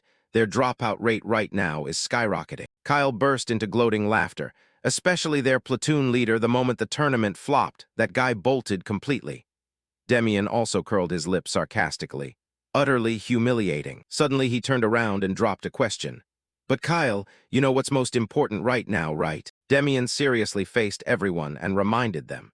"It's true we got a bunch of team points for winning the platoon tournament, but if you want a decent position later on, you need to worry about your personal score. Who here doesn't dream of setting foot in the royal palace, right? The juiciest job that any commoner rookie drools over, royal administrative soldier. But out of the 160 souls here, only exactly 30 people get to apply to the palace. And even then, the internal competition rate is so fierce that only 1/3 of the applicants actually get accepted." Kyle at first was still laughing happily, but it sounded quite tense now. Demian glanced back and stated a truth. Anyway, everyone who enlisted here came for that exact purpose anyway. Realizing something was off, he grabbed the other's shoulders and shook him hard, questioning. Wait, don't tell me you're eyeing that royal administrative seat too. He sighed wearily and explained. I have no intention of entering the palace. But Kyle wouldn't listen and pressed further. Why not? Do you like being a royal administrative soldier that much? Demian regained his composure to point out the harsh reality of fame and fortune. Do you know that if you get accepted, you'll be stuck buried inside that palace all day long? Causing him to pause for a few seconds. I know, thinking about it is a bit suffocating, but after all, it's the best spot. If you don't go, you're wasting a God-given opportunity. He lightly dusted his coat and bluntly exposed him. Forget it. Someone like you would run away in less than a month once you go in there. You're the type who likes to move around and show off. Sitting still in one place there would bore you to death. Kyle couldn't argue back but remained curious. Then where on earth are you planning to go? Demian looked up with a determined gaze and announced, I'm going to join Neocallis. Just dropping that single name made everyone turn pale. He was so shocked his face distorted as he yelled, Neocallis, is that the place I'm thinking of, guys? Demian has officially gone completely insane. He immediately got kicked in the shin by him. Shut your trap, you moron. Kyle bent down in pain, clutching his leg, but laughed. Demian, just as I guessed. He was a bit surprised by that attitude. What? He looked up, exultantly cheering. You're a genuine lunatic, and an organized, suicidal kind of lunatic at that. But that's exactly why I love hanging out with you. Right then, the instructor loudly reminded them. Break time is over. Everyone gather and resume training. Kyle quickly stood up, urging as he walked. Back to training, because we just eliminated a heavy-hitter competitor for the administrative spot. After the practice session, Myra stepped up to the podium to speak. Over the past month, all of you have worked very hard. Demian listened silently, but deep inside he felt deeply nostalgic. I can't believe the day to finish the training has arrived already. It feels like we just enlisted yesterday. Looking down at the group of trainees, he smiled encouragingly. I will cheer for your future efforts. After leaving this training camp, continue to fight and move forward so you can contribute to the kingdom. Suddenly, Raven looked toward him and whispered a reminder. Demian. He immediately understood, took a strict posture, and shouted loudly to coordinate the legion. All attention, parade rest. Salute the company commander, glory to the kingdom. Then it was his turn to make the announcement. That's all. The training closing ceremony ends here. Next, I will announce the list of the top 5 rookies of the batch. Raiden began revealing the first identity. First platoon leader Demian. He sent words with satisfaction. Congratulations. His eyes lit up and he quickly replied, Yes. His mind rejoiced as if climbing to the 9 heavens. Awesome, I did it. Raven continued announcing the second person. Next is Appel from the 3rd platoon. He stepped up and raised his voice in response. Present. Afterwards, familiar names were mentioned. Kyle of the 1st platoon, 3rd platoon leader Gerard, 2nd platoon leader Alex. Having finished the announcement, he immediately proposed. The 5 of you follow me. As a reward, each of you will receive an optional piece of equipment from the armory. They all followed one another to a large door. Raven explained how to claim the reward. You can take anything inside. We'll start with the highest scorer. Demian, you go in first. He eagerly stepped inside. Yes, sir. Celebrating internally. This is the moment I've been waiting for so long. Demian swept his gaze around the space and remarked. This place inside is pretty neat and organized, huh? He casually picked up a few items to check out. Is this a magic potion? I wonder if there are any hidden treasures in this armory that I don't know about yet. Then he quickly put them down, telling himself to focus more. At a glance, it looks like no. Oh well, just take exactly what I need and bolt quickly. Exactly as I was told.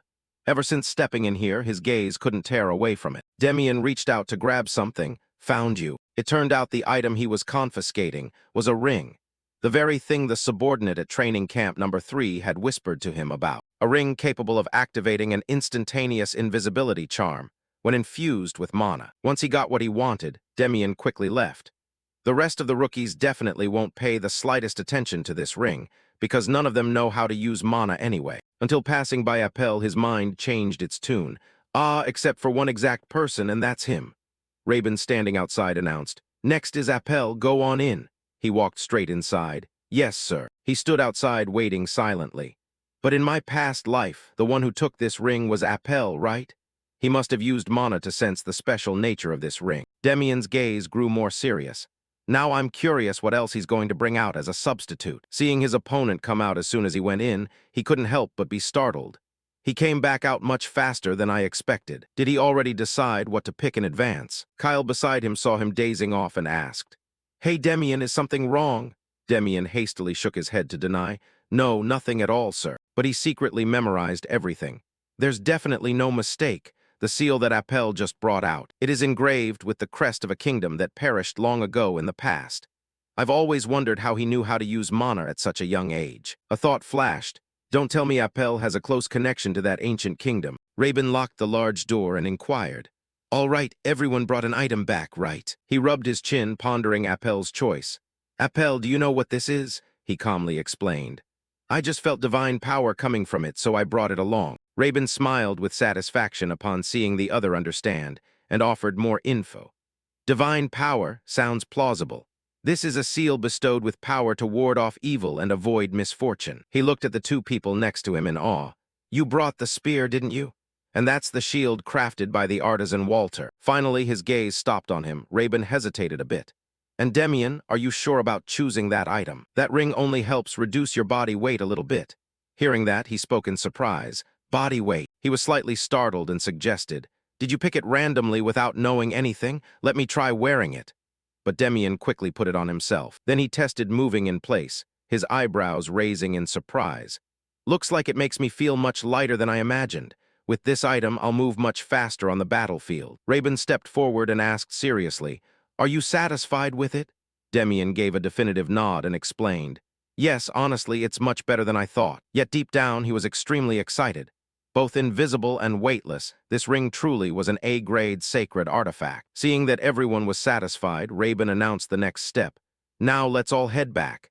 You also need to submit your unit preference applications." Upon entering the room, Rabin handed out the forms one by one with the demand, "Make sure you fill it out too, Demian." He still firmly chose the Neokali's unit. Casting his eyes around, he couldn't help but sigh inwardly, feeling increasingly regretful the more he thought about it.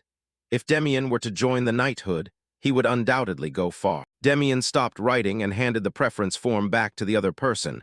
"I'm finished writing." Rabin reached out to take it. "All right." Still worried, he gave a more thorough warning. "Of course I know you can take care of yourself, but that place is extremely dangerous, so be careful."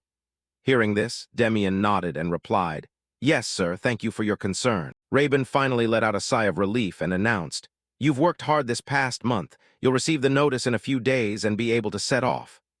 Demian bowed once more to express his gratitude.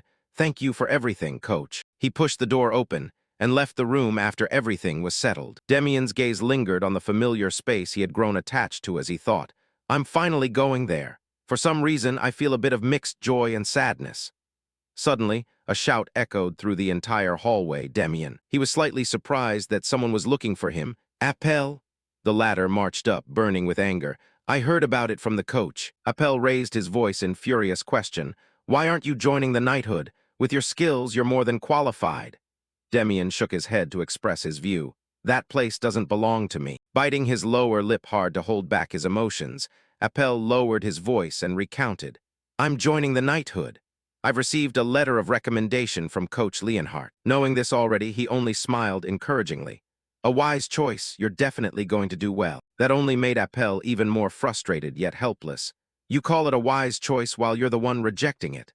There's just no figuring you out, Demian." Lifting his head, Appel gave a serious reminder. "That Neokali's unit you registered for, I heard it's terribly dangerous. Make sure you take care of your health." The two of them gripped each other's hands firmly with high spirits. Appel smiled and promised, "We definitely have to meet again, Demian." He curved the corners of his mouth slightly in expression. "Thank you," following Appel's retreating figure with his eyes. He wondered inwardly if the guy had any idea that in the distant future, he would become a grand general of the kingdom of Baroque. Who knows, he might even become stronger than a monster. Either way, I'm really looking forward to Appel's future. Demian turned around with rare excitement. "Well then, I should go say goodbye to the others." As soon as he returned to the room, everyone had already finished packing their clothes and personal belongings. Catching sight of him, Kyle hurried over and shouted, "Demian." He burst into laughter and teased, "We thought you were going to leave without even saying a word." Hearing that, Demian sighed and expressed his sentiments.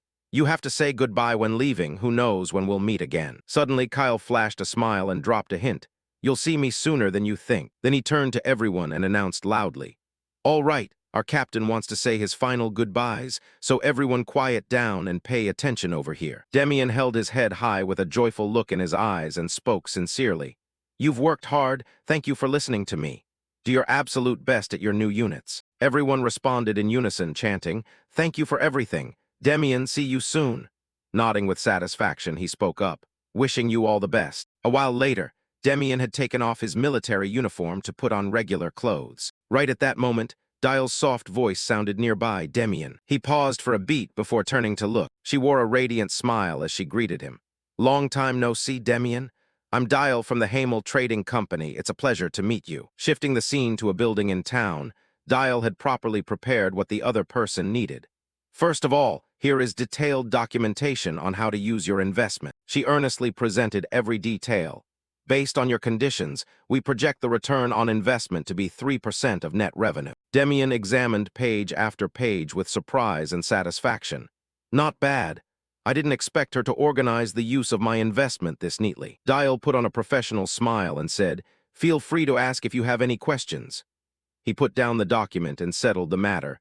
After reading this, I don't have any questions left. Just proceed with this. Later, an employee will bring over the insurance money under my name. Gathering the documents as she prepared to move on to the next procedure, she said, Understood. Now what about the detailed contract? Suddenly, Demian waved his hand in dismissal. That won't be necessary. A contract is only needed when conflicts arise between two parties. I trust you'll handle everything well. That sudden trust left Dial quite startled. You really are a very special person. He placed a small chest on the table and said, Please check it. This is the investment as promised. As soon as it opened, she couldn't hide her astonishment. Demian. As soon as it opened, she couldn't hide her astonishment. Demian? Dial had nervously estimated the promised investment amount to be 300 gold coins, but a glance showed this must be over 500 gold coins. Snapping his fingers, Demian explained, That's just a little token of my appreciation for your hard work. Still recovering her composure and intending to make adjustments, she said, Then I'll have to correct the investment amount in the contract. But she was still stopped by him. It's fine. Deep down, she was satisfied from the start, and she could easily have looked down on him for his young age and appearance. Yet the documents she prepared as a true investor were quite impressive. Dial suddenly grew a bit curious about the other person's aspirations. You just graduated from training camp, right? That means you're about to move to your assigned unit. Where are you going? He calmly and honestly shared. I'm heading west. I registered for the Neokali's unit near the Bronzerian forest. She went from one shock to another. What? The Neokali's unit? Don't tell me you volunteered. Demian shrugged with a hint of arrogance. Do you think the top graduate of the class was forced to go there? The corners of Demian's mouth curved up as he teased. Is something wrong? If I happen to bite the dust, that investment will belong to the Hamel Trading Company anyway. Unexpectedly, Dial gave a very serious warning. Please don't say things like that. I don't like that kind of joke. That prompted him to raise an eyebrow in silent admiration. I thought she was just a gentle woman, but at times like this, she's as sharp as a razor. Regaining her polite demeanor, she asked further, When are you leaving? Hearing that, Demian told the truth, in 3 days. Only then did Dial stand up and make a reliable promise. Understood. I will make the most effective use of the investment you entrusted. Seeing the other person leave, he let out a relieved sigh. The investment business is all done. Full of excitement and determined to enjoy himself thoroughly, Demian thought, All right, in 3 days I'll be stuck in that scary forest. Until then, I've got to eat my fill of good food. And so he rushed into a tavern, gulping down multiple refreshing mugs of beer. Then Demian stopped by a barbecue stall, buying skewer after skewer to devour ravenously. When sleepiness struck, he simply lay down right on the street to take a deep, sound nap. Until the day of departure, Demian held a map and muttered to himself, Around this time, I suppose I should get moving. His gaze glanced back to check his supplies. The necessary gear is mostly gathered, now I just need to go. But suddenly, a strange sensation pressing against his back gave Demian the chills. Why all of a sudden? Turning around, he was utterly shocked to see Kyle. Why are you here? Bursting into a loud laugh, the guy replied, Didn't I tell you we'd see each other again soon? Demian narrowed his eyes with a probing look. Kyle, don't tell me you. Suddenly Kyle called out directly, Demian. With an energetic and resolute tone, he grandly declared, Did you really think our relationship would just stop at being classmates in the training camp? I registered for the Neokali's unit too. Demian, let's do great there, okay? Kyle walked over, threw an arm around Demian's neck and urged, Let's go. As the two of them were slowly about to slip away, a voice rang out to stop them. Wait a minute. This made Kyle jump in surprise and ask, what is it? Dial walked up with an embarrassed smile and said, good thing I'm not late. Kyle pulled a blank face at the girl before him and asked, what wind blew you here? Demian was also curious. What's with this pile of stuff? She explained, I heard the Neocalli's unit is stationed far away, so I prepared this carriage for your trip. Inside there are some long-lasting snacks and a few necessities you might need. Hearing that, Demian became even more puzzled. Why do you have to do this? Recalling his previous face and words, she asserted, to repay the favor you showed me, of course. Just like how you repaid my sincerity. Demian, our trading company always firmly remembers to give as we receive. So I spent the past 2 days gathering all this. She instructed, have a safe trip, both of you. This gifted pile of items delighted Kyle, who praised, she's really generous. Dial scratched the back of her head in response to the praise. Demian smiled and said, consider this an investment since you told me to invest more later. Startled, Dial asked, what did you say? He laughed his head off, thinking to himself, she's a terrible liar, but this young lady is much more interesting than I thought. Walking away afterward, he didn't forget to leave a parting remark. All right, see you later then. Dial bowed in response. Yes, goodbye, Demian. The two men boarded the carriage together to set off. Dial stood behind, watching the carriage recede until it disappeared from sight. Kyle and Demian's journey lasted about a few days. Finally, the two of them could see a town in the distance. Sitting inside the carriage, Kyle groaned in agony. Damn it, why is this road so painfully bumpy? Demian remarked. Walking on foot would probably make your limbs fall off. Pointing outside, he announced, anyway, seeing the sight of the Urkel Defense Force means we've arrived in Urkel.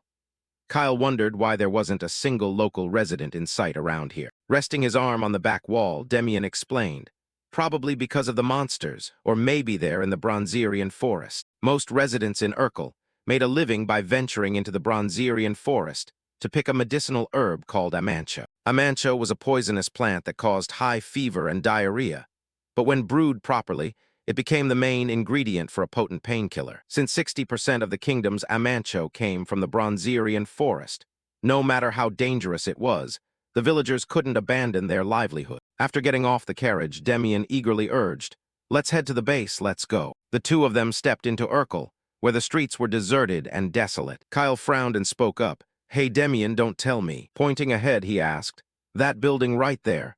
Are you sure people can live in that place? It looks like it would collapse if you just touched it gently. Meanwhile, Demian acutely picked up the scent of blood nearby. Receiving no answer, Kyle called out in confusion, Demian? He warned, someone's coming. From far away, a fairly large group of people was slowly walking toward them. This group didn't look particularly strong. Some were even injured and had to rely on others to support them as they walked. And on the shoulder shields of all of them was engraved the symbol and the word Neo. As the group passed Demian, a young man shot him an unfriendly glare. Afterward, the group disappeared behind a pitch-black door. Looking at them, Kyle blurted out, good grief, look at their faces. They don't look any different from wandering ghosts. Demian could only sigh and warn, you've got to get used to it, Kyle. This is a place where people brush with death every single day. He wondered to himself why he was suddenly remembering that story right now. Recalling the past, Demian once stood before a squad of troops and asked, in your opinion, what is a soldier's most important duty? They answered enthusiastically from their own perspectives. Absolute obedience to orders, isn't it to eliminate the enemy as efficiently as possible? Even if I die, I have to drag 20 guys down with me. Demian frowned slightly, showing disapproval of those views. Then he forcefully knocked one soldier on the head, causing the guy to wince in pain and ask, why did you only flick my head? Demian replied, because your answer is the worst one. Listen carefully, the correct answer is not to die. He asserted, you are forbidden from dying, never cheapen your own life. At all costs, you must survive and return. We are forced to grow stronger so we don't lose our lives.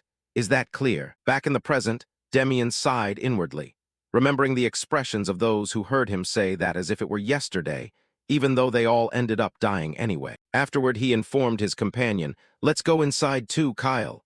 The latter asked in confusion, right now. Demian turned to ask, did you forget why we came here? We came to grow stronger. Standing around here dazed is just a waste of time. Kyle replied anxiously, hey, Demian, you saw their complexions just now. The atmosphere inside must be suffocating. How about we wait a minute and... But no matter what he said, Demian didn't stop his steps toward that pitch-black door, leaving Kyle helpless. Terrified, he chased after him and shouted loudly, Demian, wait. Over at the Neo-Collies unit, Victor angrily hurled his sword into a crate and cursed. Damn it, those bastards from the damn defense force. They clearly said there were only a few orcs, but there were over 30 of them, and they even brought along an old orc shaman. Russell reported anxiously. Sergeant Carissa's arm is hanging by a thread and about to tear off. If he doesn't get treated immediately, he'll be forced to be discharged. For members of the Neo-Collies unit dumped here as punishment for severe disciplinary infractions, there was no such choice as being honorably discharged. One could either rot in prison for the rest of their life, or struggle in this living hell, or be squeezed dry of labor at Neo-Collies and discarded like a rag. Choking with bitter grievance, Victor roared, "Damn it, discharged my foot. If he gets crippled and kicked out onto the street, is he supposed to eat dirt?" On the side of the Neo-Collies captain, Terran appeared calmer as he offered a solution. "First call a doctor, then try inviting a priest from the temple." Fabian asked back, "Captain, do you know how much those religious fanatics charge? Our salaries wouldn't even make a dent." Terran bluntly took out his money pouch and replied, "It's 20 gold coins. Pool your money together." Seeing that, Victor shouted angrily, "Captain, isn't this the money saved up for your mother's surgery?" He smiled wryly and answered, "Her condition has improved. The medic said it doesn't need to be operated on urgently." The other soldiers exchanged glances, each understanding how much the captain had sacrificed for their unit. Everyone subsequently united and chipped in. "Damn it, count my share in too." "Me too." Dianel hesitated as he brought forward his share and whispered, "I'd like to chip in as well." Victor shouted loudly, "Hey, since when does the newest rookie start chipping in with money? Take that cash and buy a new pair of boots to replace your ragged ones, kid." The trembling junior spoke in a pleading tone, "Please let me contribute. Sergeant Cariss was badly injured like this to save me." Seeing that, Victor choked back a curse. "Damn it, what a good kid." Terran then ordered a soldier, "This will take some time, so go call the priest from the temple first." Running outside quickly to receive the order, he said, "Yes, sir." Terran turned to ask someone else, "Dianel, how old are you this year again?" He replied, "I'm 18, sir." Terran placed a hand on his teammate's shoulder and praised, "Before you know it, our youngest has been in the army for a year. Now we just need Cariss to hold on." From behind his back, someone suddenly called out, "Captain, reporting. Those new recruits we were told about earlier have arrived." Hearing that, everyone cast suspicious glances over. Terran replied, "New recruits. The fighting was so intense I completely forgot about it." He shouted loudly, "Dianel." The latter answered, "Present, sir." Terran threw an arm around the youngest member and announced, "Let's go. Time to go welcome your new subordinates." In the office, Terran looked at the two newcomers and asked, "Are you the new recruits for this batch?" The two of them answered in unison, "Yes." He mentally evaluated each of them. "That kid looks capable. His muscles and strength look pretty decent." When looking at Demian, however, Terran hesitated. He asked, "Are you really 13 years old?" He nodded and replied, "That's right." Terran thought to himself, "He's even younger than Dianel, the youngest in my squad by 5 years. Why would a kid like this volunteer to enlist here?" Helplessly putting the paper down, he muttered, "Unbelievable. Who knows what kids these days are thinking?" Kyle pointed at Demian and asserted, "But he was the top graduate of the training class." Hearing that, Terran asked in bewilderment, "Top graduate?" He gently reminded, "So what? The training camp and this place are two completely different worlds." Demian replied, "I know." Seeing his nonchalant expression startled the man into asking back, "You know, knowing that and you still dragged your face here." He then shouted loudly, "Dianel." The latter answered, "Present." Terran pointed at the two new soldiers and ordered, "You two take them to get their quarters and tell them to clean up." Dianel replied, "Understood, sir." He then glanced at the two of them and announced, "Follow me." Demian and Kyle followed behind Dianel down the unit hallway as he slowly explained everything. There are no ranks in Neo-Collies. Forget titles like platoon leader or company commander. The guy earlier was the unit commander, and right beside him was the deputy commander. Under them, whoever came first is the senior. The hierarchy is extremely strict. Stepping into the dormitory room, Dianel announced, "Choose whichever bed you like. You won't be sleeping in them for long anyway." Kyle asked in confusion, "What does that mean?" Dianel answered, "I've been here for a whole year and I'm still the newest guy." "Understand what that means?" Kyle replied, "How would I know?" Right as he finished speaking, Dianel kicked hard straight into Kyle's leg. Groaning in pain, the guy bent down and clutched his leg as he growled. Looking at the two new recruits with a gaze full of lingering hatred mixed with pain, Dianel said, "It means," he gritted out, "everyone who came after me has bitten the dust." That single sentence left Demian and Kyle momentarily stunned into silence. Dianel then turned around and left the room, not forgetting to remind them, Go unpack your gear and clean the barracks first. Once you're done, I'll explain the rest. Afterward, Kyle slowly sat down on the bed, while Demian turned away to carefully inspect the room. Kyle cursed angrily.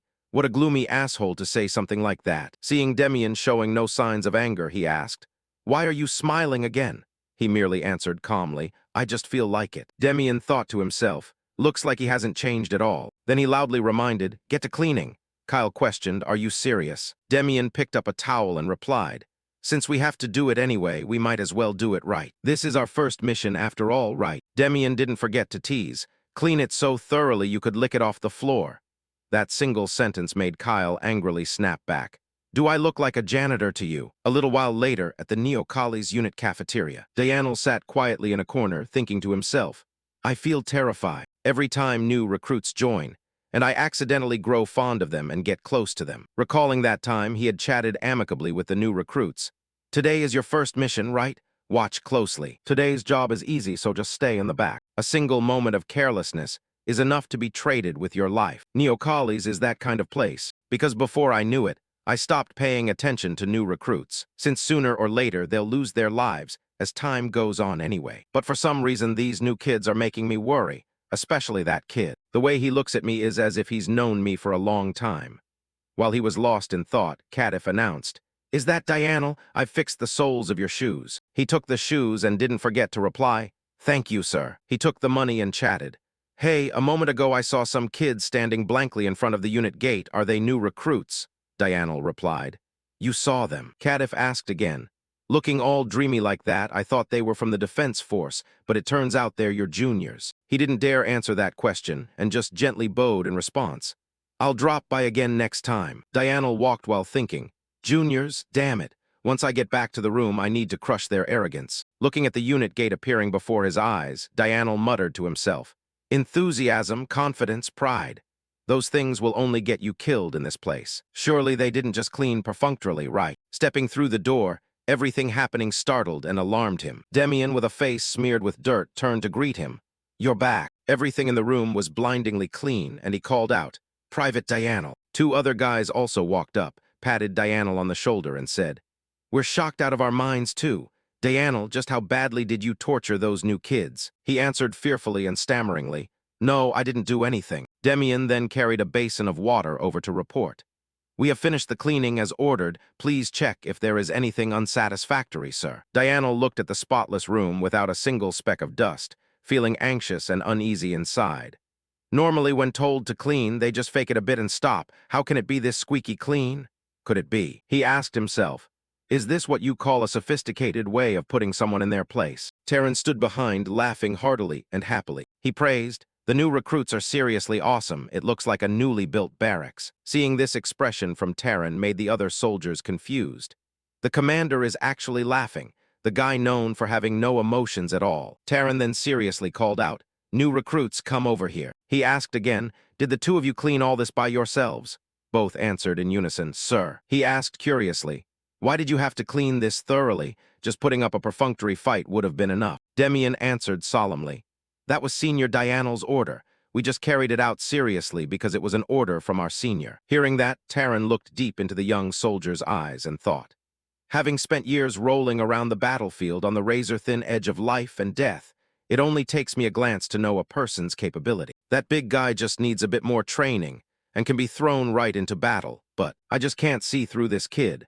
Why would someone who topped the training camp go head first into this kind of hardship? There must be some hidden reason why he volunteered to come here." But before clarifying that, Terran spoke up to command. Everyone listened closely. Everyone curiously looked over, wondering what the order would be this time. But contrary to the solemn tone of his words, Terran smiled and announced, "Starting today, these two are our unit's youngest members. Welcome them." Demian and Kyle looked at each other and smiled happily. This was a well-deserved result for their serious and all-out attitude. Dianel lay on the wooden plank alongside Demian. He spoke up, "Demian, when do you think this war will end? Will it ever end?" Hearing that, he fell silent, his gaze sinking as he calmly replied, "Well, once we surrender, the war is over." Suddenly, Dianel closed his eyes, his voice turning resolute. "Demian, you absolutely cannot die before me." Demian turned to look at him with a probing gaze. "Did you eat something spoiled today? Why are you suddenly talking all cheesy?" Dianel smiled wryly in response. I just wanted to say it. Promise me you hear me. End of flashback. Demian let out a nostalgic sigh and thought to himself. Back then I didn't bother answering him, but come to think of it, I still kept my promise. He remembered the memory of standing before Dianel's corpse. Demian's eyes were filled entirely with bloodshot veins from anger. He rushed onto the battlefield alone and hacked down dozens of enemy soldiers.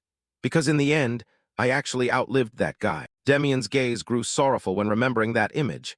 Damn it. He sat up, brought a hand to cover his forehead, and thought, can't fall back asleep at this point.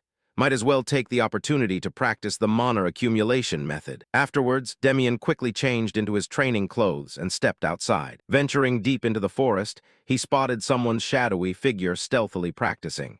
Demian suspiciously asked himself, who on earth is still practicing at this hour? Dianel's figure was practicing swordsmanship under the soft moonlight.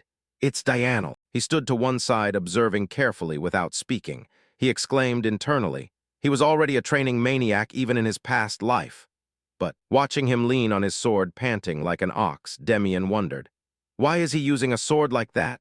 That fighting style completely clashes with his greatest strength, which is speed. Demian let out a helpless sigh, thinking to himself. All right, in my past life it took me so much effort to convince him to change weapons.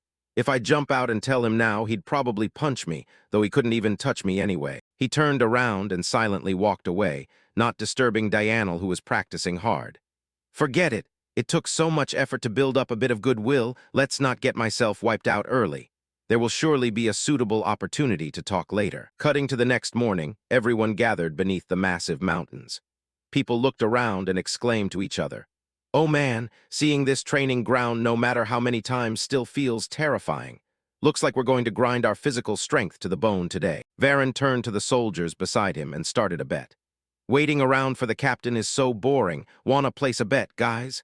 Bet on whether the two new recruits will last until the end of today's training session. The crowd immediately buzzed and chimed in on the bet.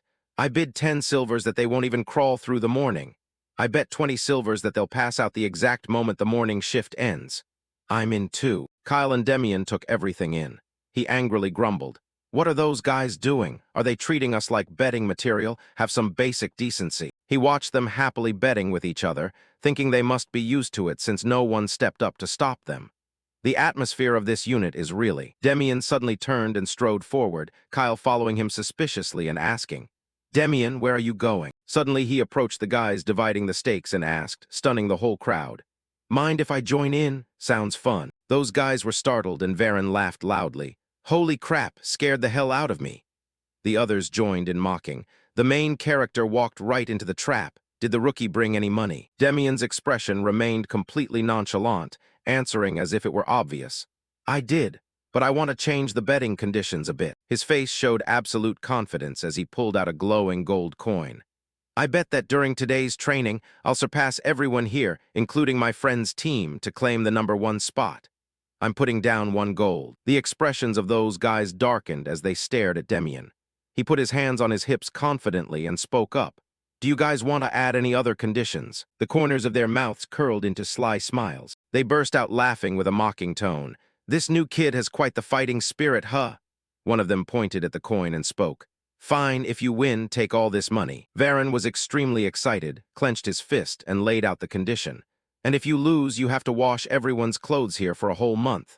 One guy in the crowd taunted. If you're not confident, back out early, kid. Demian's expression remained completely nonchalant as he continued. Since we're going big with 1 gold plus the laundry penalty, allow me to add 1 condition of my own. Varen found it interesting and suspiciously asked, Another condition? Let's hear it. Demian's face sank as he spoke lightly. If I win, give me full permission to rest during all scheduled training hours for a full month. Hearing that, those guys were stunned in disbelief. What? Rest from training? That sounds completely absurd. Suddenly Terran appeared out of nowhere and agreed. All right, deal. The others started and turned back. Captain. He turned to Dianel standing on the other side and called out loudly.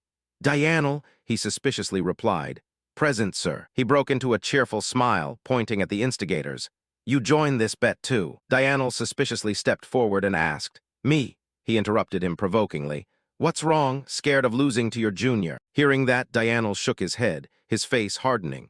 No way that'll happen. I just don't want to waste money on a bet whose outcome is already known. Hearing that, Terran tossed over a silver coin with satisfaction, acting generous. Then I'll pay the bet for you. He walked up to Demian, his figure twice as tall as him, and spoke. New recruit, if you complete the exercise better than your seniors, I'll approve the free time you want. During the training session, Terran turned to the instigators and warned. But if any of you lose, I'm throwing you into the intensified hell training, so you better give it your all. Hearing that, their faces darkened with anger. Arrogant brat, I've got to teach him some manners. Better train like your life depends on it, boy. Demian bowed cautiously while feeling exhilarated inside. Everything is going according to plan. I was craving some free time anyway. He watched everyone focusing on stretching their bodies, calculating internally. Even if I have to use this method, I must change the unit's demoralized atmosphere. A place where people give up because they don't know when they'll die. Living a drifting life without hope eventually consumes not just yourself, but everyone around you. Terran crossed his arms, looked down, and spoke in a solemn tone. All right, now let's start the physical training. He turned and pointed at the pile of large logs beside him, starting to instruct. Today's exercise is running while carrying these logs, running straight up to the top of that rocky mountain. Hearing this, everyone unreasonably complained and protested. Captain, we don't normally do this crazy exercise. It's fine for the new recruits. Why do we have to suffer through it too? Veins popped on Terran's forehead as he angrily roared, shutting the crowd up instantly.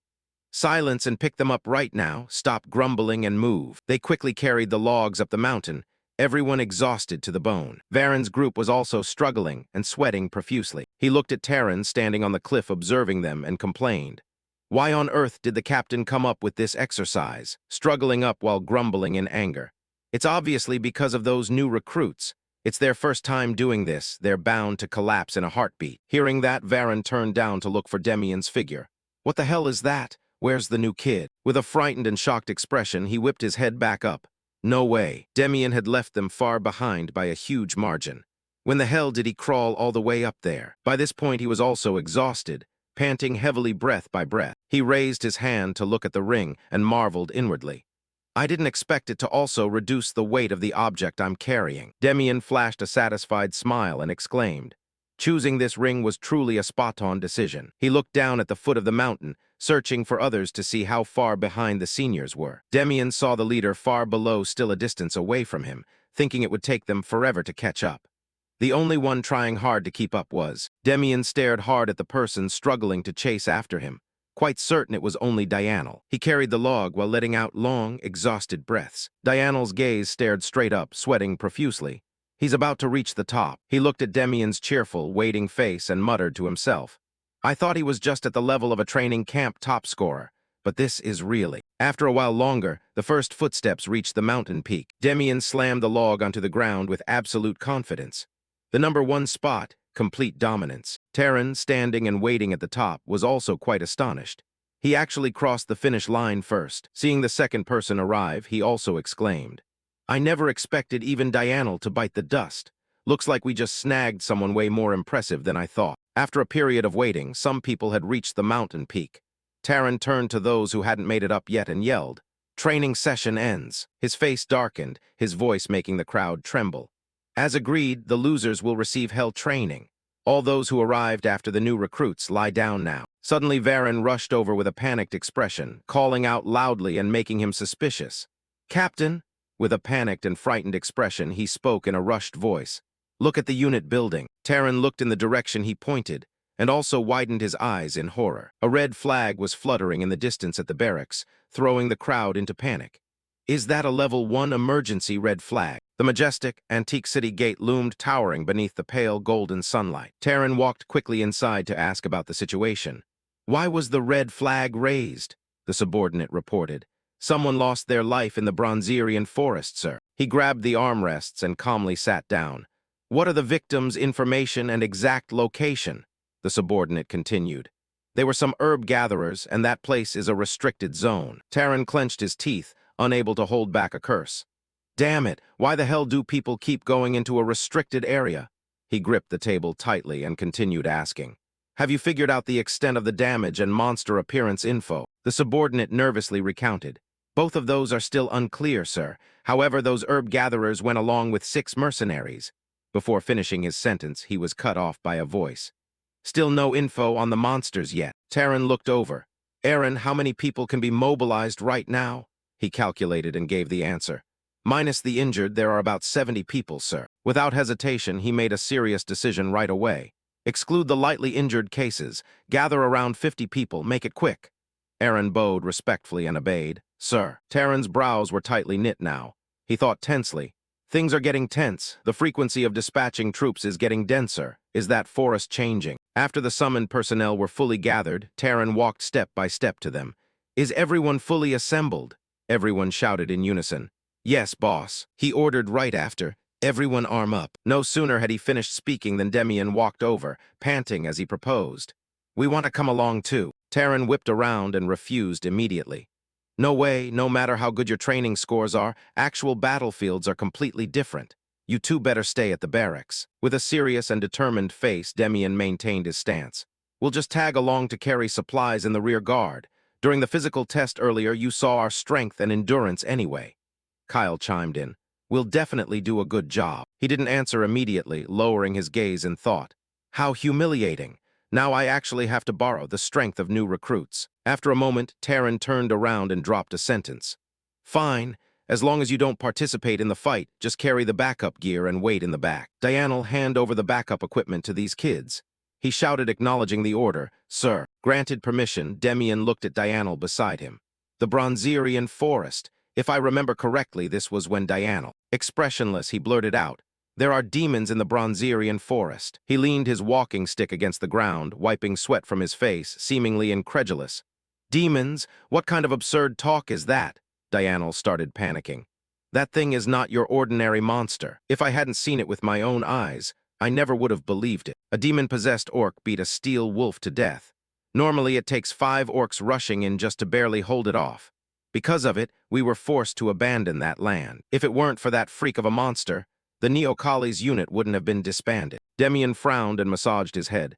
Damn it, all this info is such a mess, I can't piece it together. Since it's come to this, even if I have to be an errand boy, I must go check it out myself. After preparation time, Taran up front called out, Is everyone done packing? Everyone answered in unison.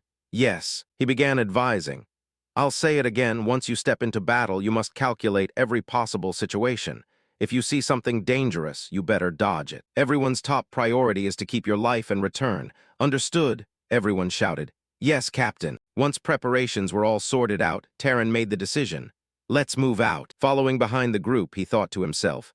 Finally, the first actual combat mission is here. Moving for a while, everyone entered the forest. Walking along, he assigned tasks. We'll scout the surrounding area first, split into groups of 3, but absolutely do not stray out of each other's sight. Taran glanced at Demian and Kyle and reminded them, You two follow me, don't fall behind. He replied, Yes, sir. Kyle also nodded, Got it, sir. Meanwhile, Demian's gaze swept around evaluating the situation. Entering the restricted zone from here, huh? There's nothing particularly special about the forest. Why on earth here? His brows twitched tightly as if discovering something.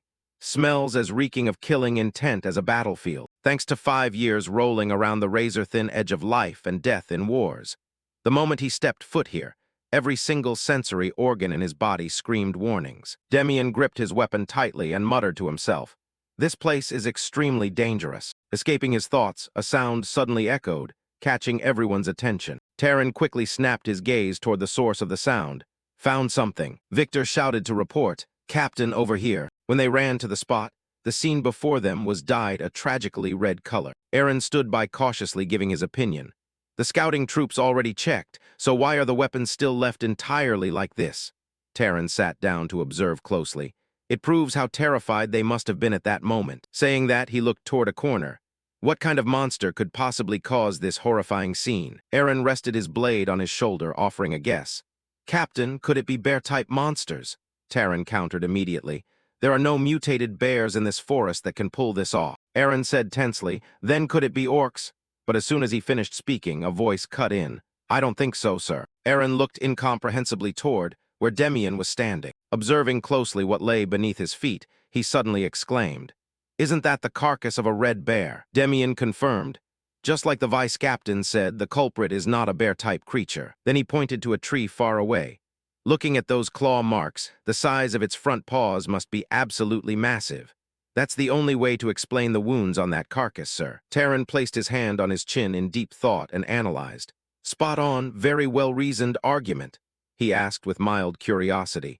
Where did you learn this kind of knowledge? He shared seriously. Well, my dad used to be a hunter. I'm not well versed in the woods, but I overheard a lot. Terran nodded in approval. I see you learned something useful. Kyle, standing in the back hearing the whole conversation, looked somewhat dazed. Demian, didn't you say your dad used to be a soldier? Before he could finish questioning, he shot an ice-cold glare of warning that made the guy shut his trap. Time passed and Terran gave the order. That's it for today. Fall back, gather the bodies carefully, we have to bring them back to their families. Tracking the group cooperating to clean up, Demian agreed. Indeed, if we blindly pushed deeper right now, it would be no different from suicide. We've only grasped a small clue while the enemy's whereabouts remain a mystery. He smiled faintly, exhaling a sigh of relief.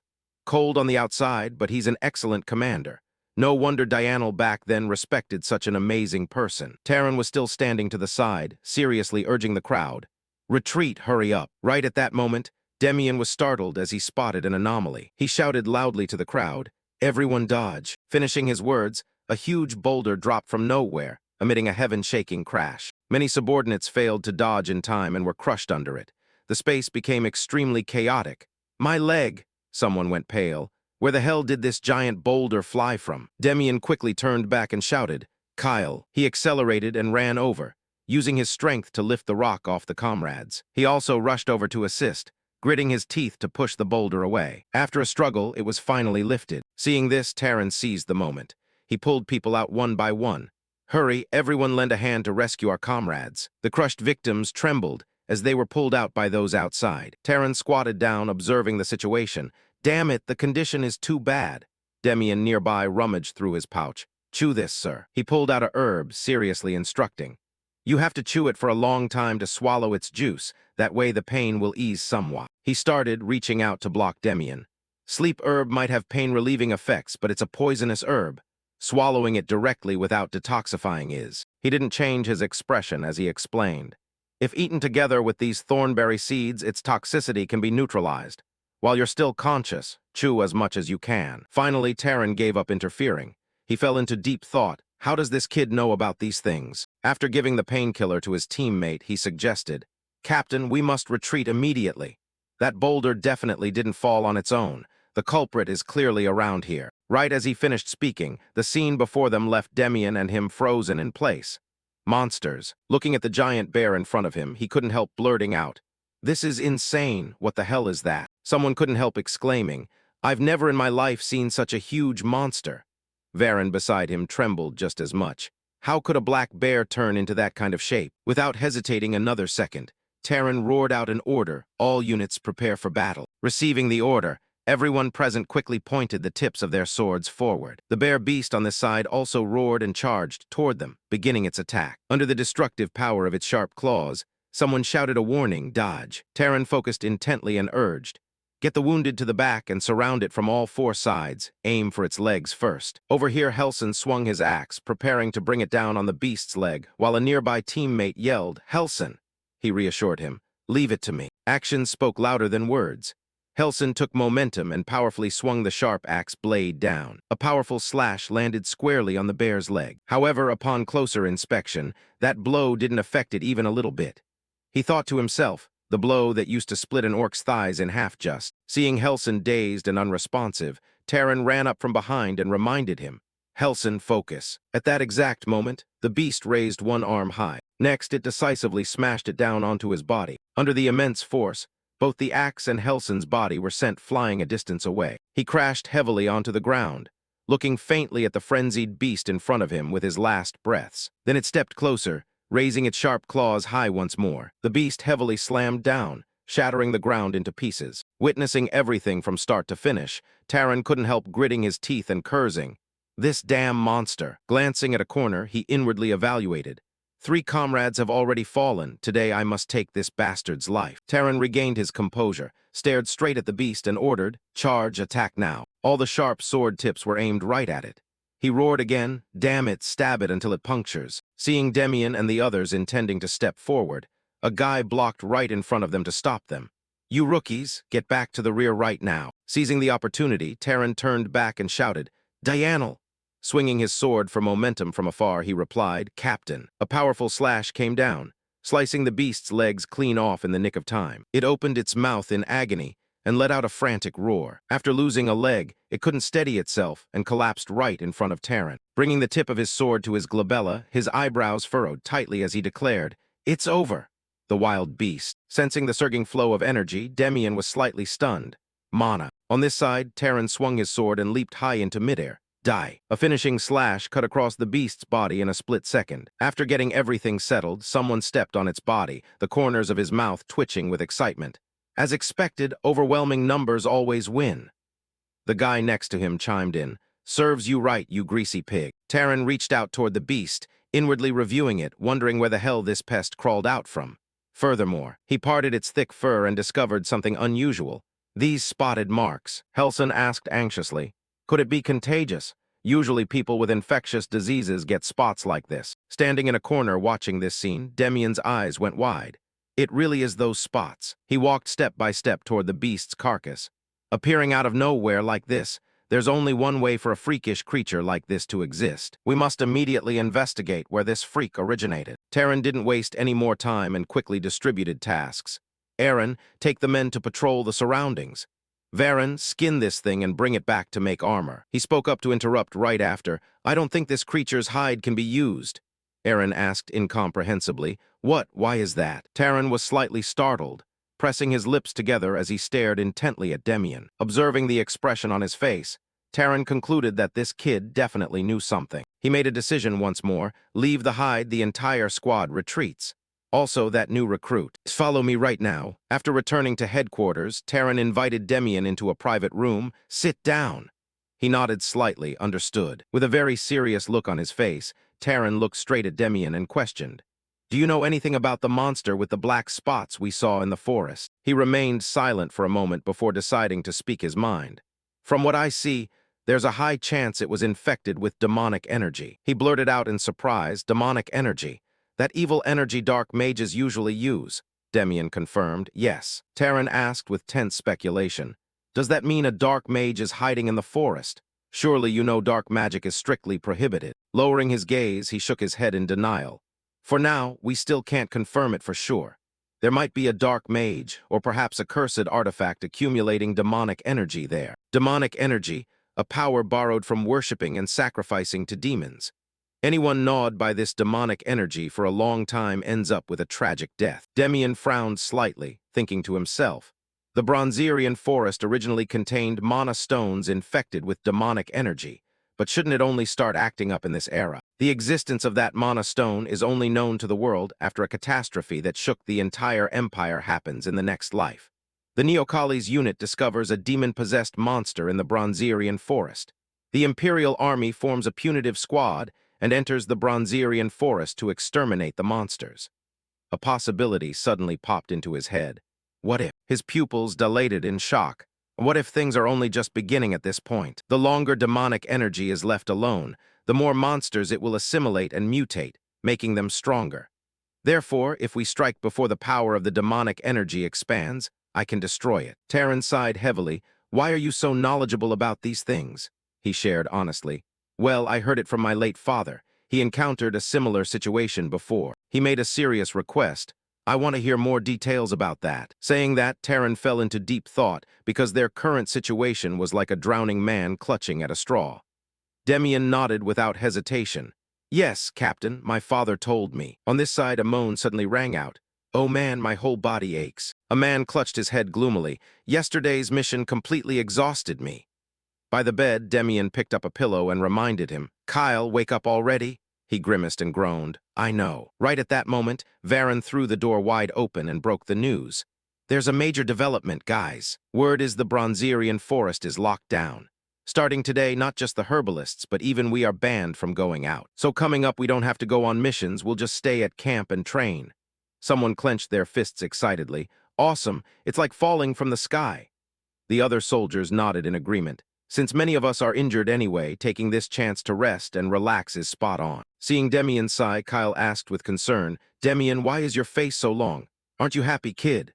He replied gloomily, "Ah, it's nothing. Having a break is great after all." After answering, Demian brought both hands up to cup his face, thinking to himself, "Judging by the unit's situation right now, this is indeed the golden time to recover from injuries. But why did it have to be right now?" Suddenly, a series of footsteps outside the hallway caught Kyle's attention. Someone stuck his head out to gossip. "Who are those guys? What are those Defense Force guys dragging themselves over here for? Why are those lazy bums suddenly coming over here?" Over here, Gavin sat expressionless with his arms crossed in the middle of the room. Opposite him, Taryn asked vigilantly, "What business do you gentlemen have dropping by here?" He shared seriously, "Thanks to your timely report, the Hall of Law agreed to step in and help out. They said they could genuinely feel the foul aura stinking from that monster's carcass." Taryn pressed his lips together in thought. Turns out everything Kid Demian said was spot on. Could the Bronzerian forest really be tied to demonic energy? Saying that, Gavin shook his head again, "But nothing is certain yet. That's why they sent a priest to coordinate with us and launch a sweep." His proposal made Taryn look a bit gloomy. "This situation is quite new, so I want to bring along a soldier who understands demonic energy." He offered a reason to refuse. "That kid is just a fresh recruit who just stepped foot into the unit. Bringing along someone with zero real combat experience is, I'm afraid." Before he finished his sentence, Gavin cut him off. But after all, wasn't he the very first one to spot the problem? Hearing this, Taryn hesitated slightly. "That," he worried inwardly. "Indeed, if I refuse this offer, he'll definitely find an excuse to make things difficult for the unit later." Finally, Taryn made his decision. He glanced over and called out, "Aaron?" He immediately answered, "Present, sir." Over here, while Demian was feeling gloomy, a voice spoke up. "Call Kid Demian over here for me." The scene opened before the sturdy walls of a towering military fortress, where the kingdom's glorious aura still retained an air of majesty in the atmosphere. The view quickly shifted inside as Demian, a young red-haired rookie, leisurely strode into the imposing command center. His casual outfit, without a single piece of armor, immediately drew blank stares from the heavily armed guards standing on active duty. Approaching the massive wooden table, Demian stood opposite Taryn. The veteran officer began outlining a difficult new mission with a stern expression, not forgetting to emphasize that the new recruit had full discretion to turn down this dangerous call. But without a second of hesitation, Demian aggressively volunteered. Behind that eager appearance, a sharp, calculating glint flashed in his eyes. He understood completely that diving into this high-risk deployment was the absolute best opportunity to track down a specific monster infected with evil demonic energy. Utterly astonished by the kid's freakish and fearless enthusiasm, the old commander was forced to relent, agreeing to establish the official schedule before allowing him to be dismissed. The scene cut to the dusty courtyard just outside the massive fortress gates. Still uneasy over the kid's suicidal confidence, the stubborn commander pressured him one last time, earnestly offering an escort team of seasoned seniors for the journey. Accompanied by an arrogant, chillingly calm smile, Demian flatly refused the assistance. Deep down, he coldly calculated that dragging along slow-paced veterans would only ruin his lightning-fast escape chance if the mission suddenly went south. With a heavy sigh of exasperation, the commander's face darkened as he issued a strict, ironclad order. Under no circumstances was the new recruit allowed to participate in actual combat. Pretending to be completely naive, Demian gently brushed off the grave warning. He playfully promised that he would only gather a few mana-restoring herbs for the team and return intact, before confidently stepping straight toward the perilous wilderness. Left behind in the dust, the speechless commander and his subordinates could only stare blankly at the receding back of the kid, whispering in utter bewilderment at the emergence of an insane, unpredictable variable. The scene immediately shifted to the misty, mystical edge of the Bronzerian forest. A large, heavily equipped battalion was pushing deep into the rugged woods, an impressive formation specially assembled to hunt down a banned dark mage. Leading the vanguard was the stern Captain Vasil of the Urkel Defense Force, along with the mysterious priest Claire from the Adelant Temple. The silent, tense march was suddenly broken when Captain Vasil encountered the red-haired rookie Demian acting all cocky. The aggressive veteran captain confronted the kid, expecting instant obedience, but Demian coldly cut him off. With a sarcastic smirk, the young recruit completely ignored the veteran's authority, ruthlessly declaring that since they belonged to completely different military units, the captain's rank held zero value. Hearing this, Vasil questioned back, I am an officer. Demian didn't care much as he replied.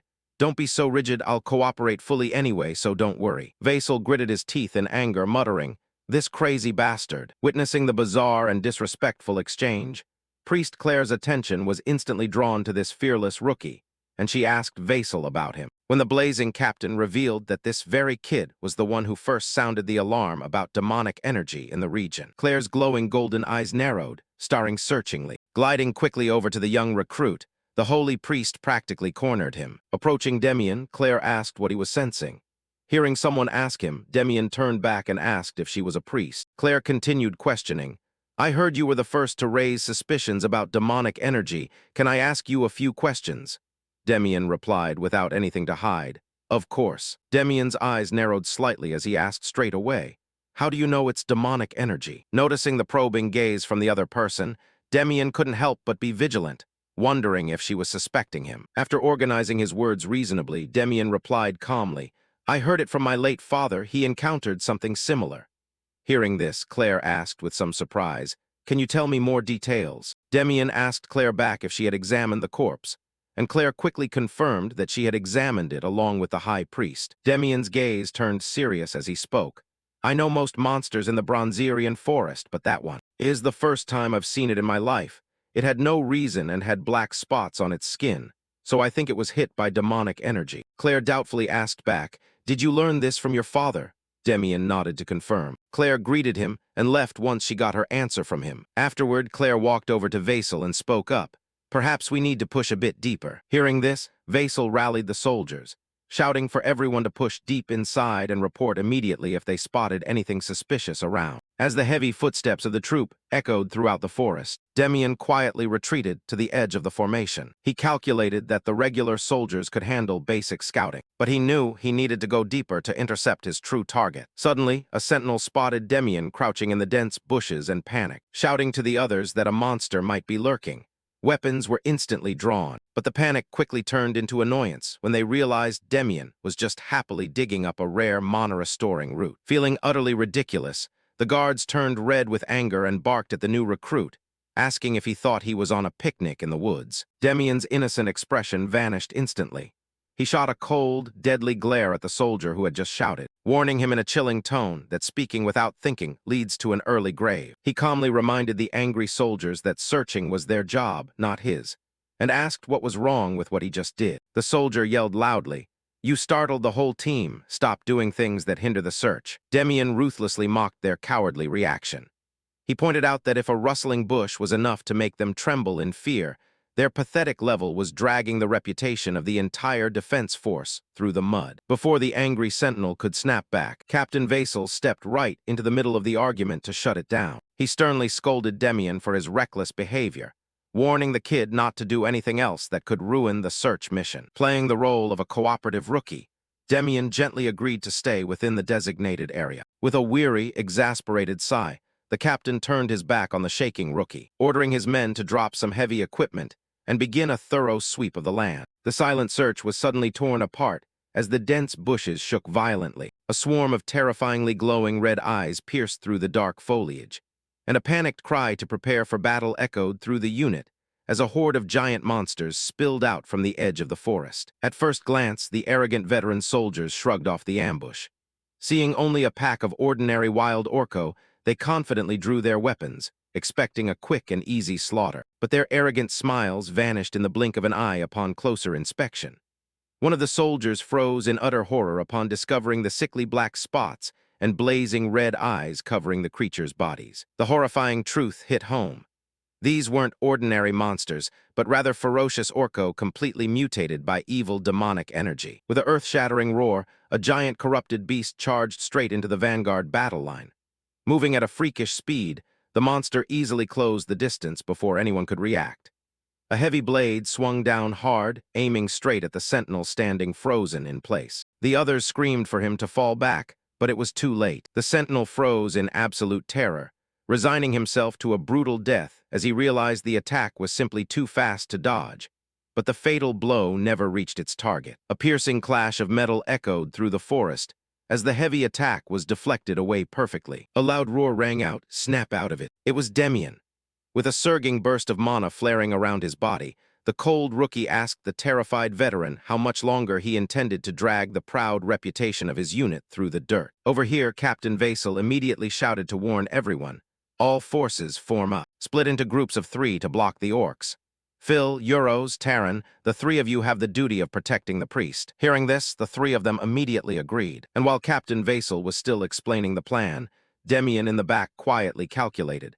That calm demeanor shows he must be a very experienced warrior. Just like that, both sides began charging into combat with each other. At that exact moment, a sudden scream rang out, catching the protagonist's attention. Turning to the side, he saw that Claire's group was in danger. Looking at the blazing red, brutal eyes of the creatures, Demian guessed something.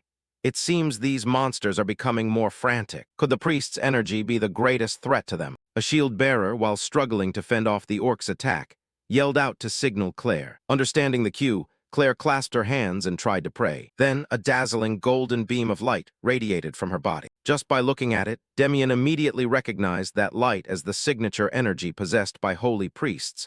Divine power. Sure enough, as soon as this stream of light dispersed outward, the orcs grew terrified and no longer dared to charge forward. Seizing this opportunity, the soldiers also began to counterattack, pushing them back. On another side, Demian also realized, now should be the time to make a move. If this situation continues, no one will survive and make it out of here. The captain had strictly ordered not to interfere in the battle, yet he couldn't just stand by either. Thinking of that, he channeled his strength into his legs and dashed straight forward. He rushed up behind the orcs, and while they weren't paying attention, Demian quickly pierced through the throats of these monsters, causing their gigantic bodies to collapse forward as well. Seeing that, a soldier exclaimed in surprise, "Why are you here?" Demian had no time to explain and yelled loudly, "Hurry up and rescue the others. Move it." The soldier gritted his teeth, turned toward Claire and muttered, "But what about the priestess?" Demian shouted back, "Leave her to me, go." At this point, the remaining 2 men didn't hesitate anymore and nodded. Got it. Right after that, both of them quickly ran to reinforce the others. On this side, Demian also turned to check on her. "Are you all right, priestess?" Claire's expression was still in shock, as if she hadn't yet recovered from the dizziness. This made Demian lose his patience. He grabbed her face tightly and yelled, "Snap out of it already. Do you want to see everyone leave their corpses in this place?" Claire gritted her teeth and shook her head. "It's not like that." Demian immediately understood her condition. "Is this your first battle? That wave of divine power earlier was probably just an instinctive outburst. Release all your divine power in that direction just like before. Right now." "I understand," Claire screamed. Then she dropped to her knees and began chanting prayers to the great Holy Father above. "Your children are falling into grave danger. I beg you to show mercy and bless us." The prayer ended. A stream of light burst forth from her body, many times more brilliant than before. This made even Demian feel surprised. "What is this? Who on earth is this girl? I thought she was just an ordinary nun, who would have thought she could possess divine power just as strong as a high priest." The moment they were illuminated by this divine light, the orcs hurriedly covered their faces with their hands, feeling as though their entire bodies were burning. The soldiers realized this was their chance, and seizing the moment, they yelled loudly, "The time has come, die you scum." The words barely finished when the crowd of people rushed forward to attack all at once, and the orcs, affected by the divine power and unable to move, were easily chopped to pieces by them within a few beats. Before long, all the monsters around had been completely cleared out by them. "Is it all over now?" someone whispered. On the other side, Captain Vasil also breathed a sigh of relief and requested, "Go take a casualty count.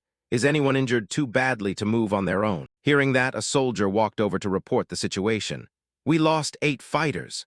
Hearing this, the captain only quietly said, "Gather and preserve their bodies properly. We will all return home together." Then he turned to ask Claire, "Priestess, do we need to continue pushing deeper? We still haven't found any traces of demonic energy." Replying to the question, Claire refused. "No need, that's no longer necessary. They have definitely been tainted by demonic energy. This land seems to be completely invaded by evil aura. There is a possibility that something far more horrific is lurking deep inside. Right after finalizing the official report, we must immediately form a subjugation team." After hearing her words, the corners of Demian's mouth curled into a slight smile. Is the subjugation team finally going to be formed? A large-scale eradication force featuring a large gathering of priests will likely be organized, and the Neo-Kali's squad will take on the vanguard role. At the same time, A guy walked toward Demian with an embarrassed look on his face. "Ah, by the way, thanks for saving my life." The other two also bowed and said, "If you hadn't helped in time, I wouldn't have kept this life. I am very grateful for your support." Hearing them speak like that, Demian awkwardly scratched his head. "It's nothing, just a small thing." Saying that, he let out a heavy sigh. "I went through so much trouble gathering these to give to the Neo-Kali's folks." He pulled some herbs out from inside his cloth pouch, and then quickly ran toward Vasil. "Hey man, please fix the herbalists in Urkel for me." Vasil turned to look at him, questioning with an angry look. "What?" Demian held out his pouch of medicine as proof. "Do you know how absurdly high those people in Urkel drove up the prices of herbs? They sell them 5 times more expensive than the market price in other cities. All the salary I traded with blood and flesh went straight into buying medicine. Use these medicinal ingredients to save the injured soldiers." As he spoke, he shoved the pouch of herbs at Vasil, catching him somewhat by surprise. But he quickly nodded, "Thank you very much." Then he turned and roared at the rest of the soldiers. "All troops fall back. Take our comrades' bodies and take good care of the wounded." On this side, Claire watched Demian's figure, and then broke into a faint smile. The scene shifts entirely to the quiet space inside the command office. Demian stood at attention before a large desk, formally reporting back to his superior. The commanding officer sat with a fresh bandage wrapped around his head, asking the young spear soldier if anything happened during the mission. Demian calmly replied that nothing special happened, explaining that they went deep into the forest to search. He stated clearly that the priestess confirmed the presence of demonic energy emanating directly from the orc army they encountered. Hearing this heavy report, the commander closed his eyes and quietly acknowledged the grim bad news. Without wasting time, he pushed a small box across the wooden desk. He explained to Demian that the captain of the Urkel outpost specifically instructed him to hand this item over to him. The young spear soldier stared at the small box in his hands, completely confused, and asked what it could possibly be. The bandaged commander admitted he didn't know either, but passed along a strong message along with this unexpected gift. Taryn said that along with the outpost captain's deep gratitude, there was also a firm promise to carry out a large-scale inspection of all corrupt local herb gatherers, ensuring that the absurd drug prices would immediately be cut in half. Hearing this wonderful news, a subtle, satisfied smile appeared on Damian's face, as he realized his plan to ruin the greedy merchants had succeeded perfectly. The commander formally dismissed the boy, and Demian respectfully left the dim office. As the heavy wooden door closed with a click, Captain Vasil sat quietly in the darkness of that very room. Breaking the silence, Vasil spoke to the bandaged commander, firmly asserting that this young rookie was definitely no ordinary guy. When Taryn questioned this bold claim, Vasil dropped a bombshell, revealing that the kid actually possessed the ability to use real mana in combat. Taryn was completely shocked, his eyes slowly shifting to look at the large sack filled with freshly harvested herbs that Demian had forcefully handed over earlier. His mind spun as he realized the boy could easily make a colossal fortune selling these rare herbs at market prices. Yet he chose to selflessly hand over every single leaf, just to ensure his wounded comrades received free treatment. The commander affirmed that the main character was no pushover. The scene shifts entirely to the quiet stone hallway where Demian was walking alone, curiously looking at the small wooden box gifted by the commander. Based on its compact size, the young spear soldier guessed it might just be an ordinary artifact ring. But when he opened the lid, his eyes widened in utter astonishment. Inside, resting on a layer of red velvet, was a glowing bright blue potion bottle, an extremely rare and priceless elixir meant for powerfully boosting mana. His mind spun, wondering how the corrupt outpost commander could possibly own something this precious. Shrugging the thought aside, Demian flashed a sly, greedy smile and decided to gratefully consume this treasure for himself. However, his internal joy was abruptly shattered when a gigantic blonde teammate snuck right up behind him in the hallway. Completely startled, the spear soldier whipped around in surprise, accidentally planting a powerful reflex elbow right into the giant soldier's chest. The muscular man reeled back with a heavy groan, clutching his ribs and suspiciously asking why the kid was so startled, and what he had just hurriedly shoved into his coat. Sweating nervously and awkwardly looking away to pretend he was calm, Demian quickly made up a story. He said it was just ordinary internal medicine given as a reward for the brutal, bloody battle they had just survived. Completely believing the explanation, the giant soldier was shocked to learn the young rookie had actually participated in frontline combat, whining enviously at having missed all the action. Upon returning to the dormitory, he was immediately surrounded by a cheering mob of teammates. Having heard rumors of his selfless herb-gathering act in the forest, the older soldiers playfully shoved him, affectionately pinching his cheeks and messing up his hair. They praised the rookie for being so smart and caring about everyone, well aware of how expensive local herb prices had become. Damien modestly smiled away the attention, saying he only picked a few because he was thinking of the wounded. The lively celebratory mood was brought to an immediate halt when Captain Vaisel stepped into the room, commanding absolute attention. The veteran officer officially confirmed the circulating rumors, announcing that a large-scale subjugation force would indeed be formed this month to clear out the tainted Bronzerian forest. Vaisel then declared that until the major campaign began, all soldiers were completely off duty except for mandatory morning training sessions, urging them to use this rare downtime wisely.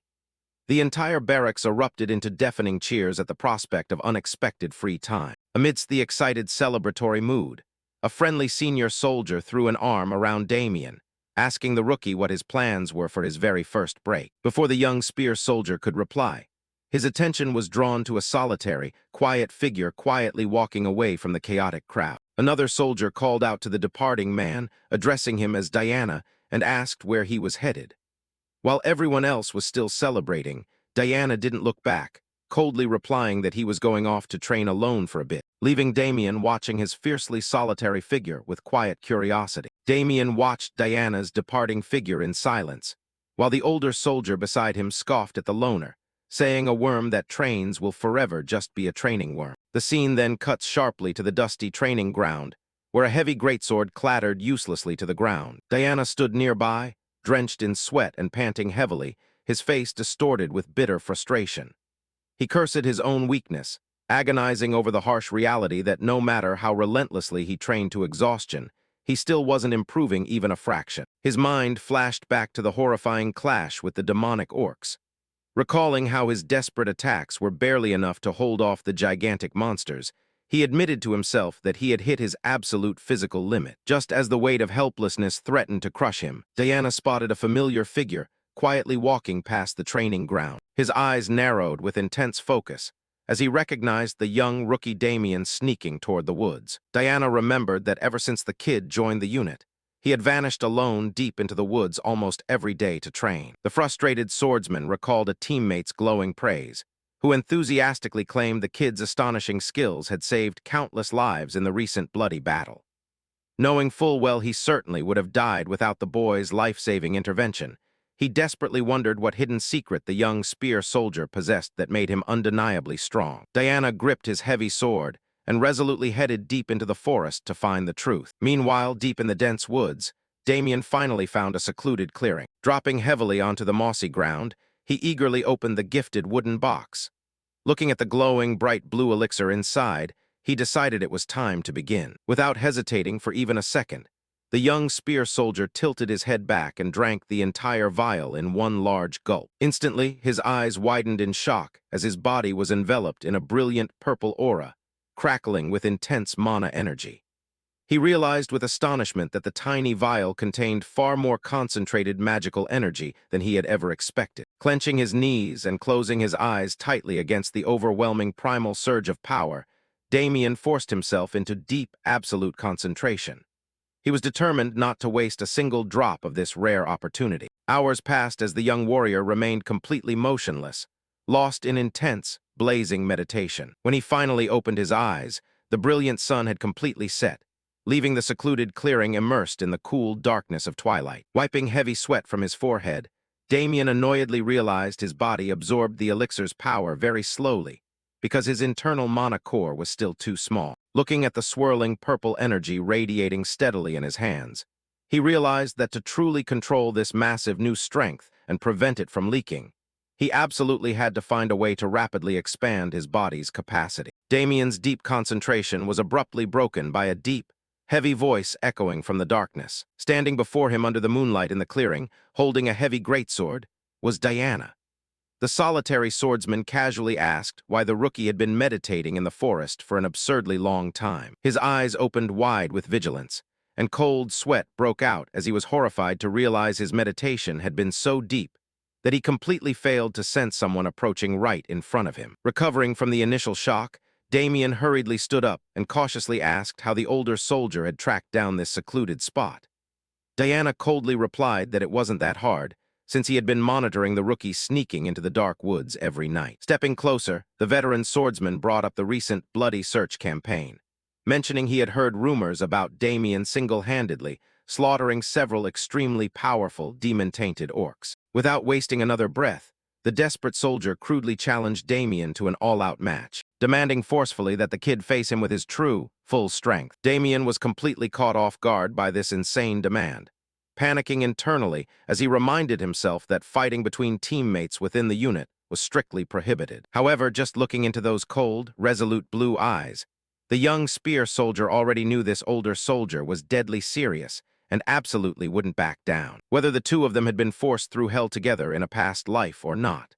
Looking deep into the man's desperate eyes, Damien instantly recognized the haunted, agonizing gaze of a warrior who had violently crashed against his own physical limits. Seeing the raw, unspoken frustration, the young spear soldier calmly asked exactly how long it had been since Diana hit that unbreakable wall. Caught completely off guard by the deeply personal, piercing question, the older soldier stiffened, growing extremely flustered and defensive as he asked what the kid was talking about. The male lead repeated once more, "I'm asking how long you've been stuck at this plateau." A long, suffocating silence stretched on before Diana finally lowered his gaze. He quietly admitted that 3 painful months had passed since he felt any progress, confessing that no matter how hard he pushed his body, his skills remained blocked before an invisible wall. Hearing the older man's bitter, frustrated tone, Damien's expression softened slightly. He knew all too well what that feeling of helplessness and stagnation was like. His mind flashed back to his agonizing past life, remembering the unforgiving, brutal consequences of fighting desperately on the front lines without ever receiving proper training or guidance. Understanding the swordsman's need to break his limits, Damien agreed to the challenge, calmly pointing out that if the rest of the unit caught them sparring in the dead of night, they wouldn't let it slide. Therefore, he emphasized they just needed to make sure they didn't get caught. Warning the older soldier that he could get seriously hurt in this clash, Damien received a fierce, unwavering stare from Diana, who declared that a genuinely dangerous battle was precisely what he was looking for. With the terms agreed upon, the veteran swordsman took his stance, warning the rookie that this match wouldn't be easy. The violent clash of heavy steel echoed through the quiet forest as their weapons met. Easily holding back the opponent's heavy greatsword with a one-handed spear grip, Damien flashed a cold, provocative smile, powerfully signaling the desperate swordsman to come at him with everything he had.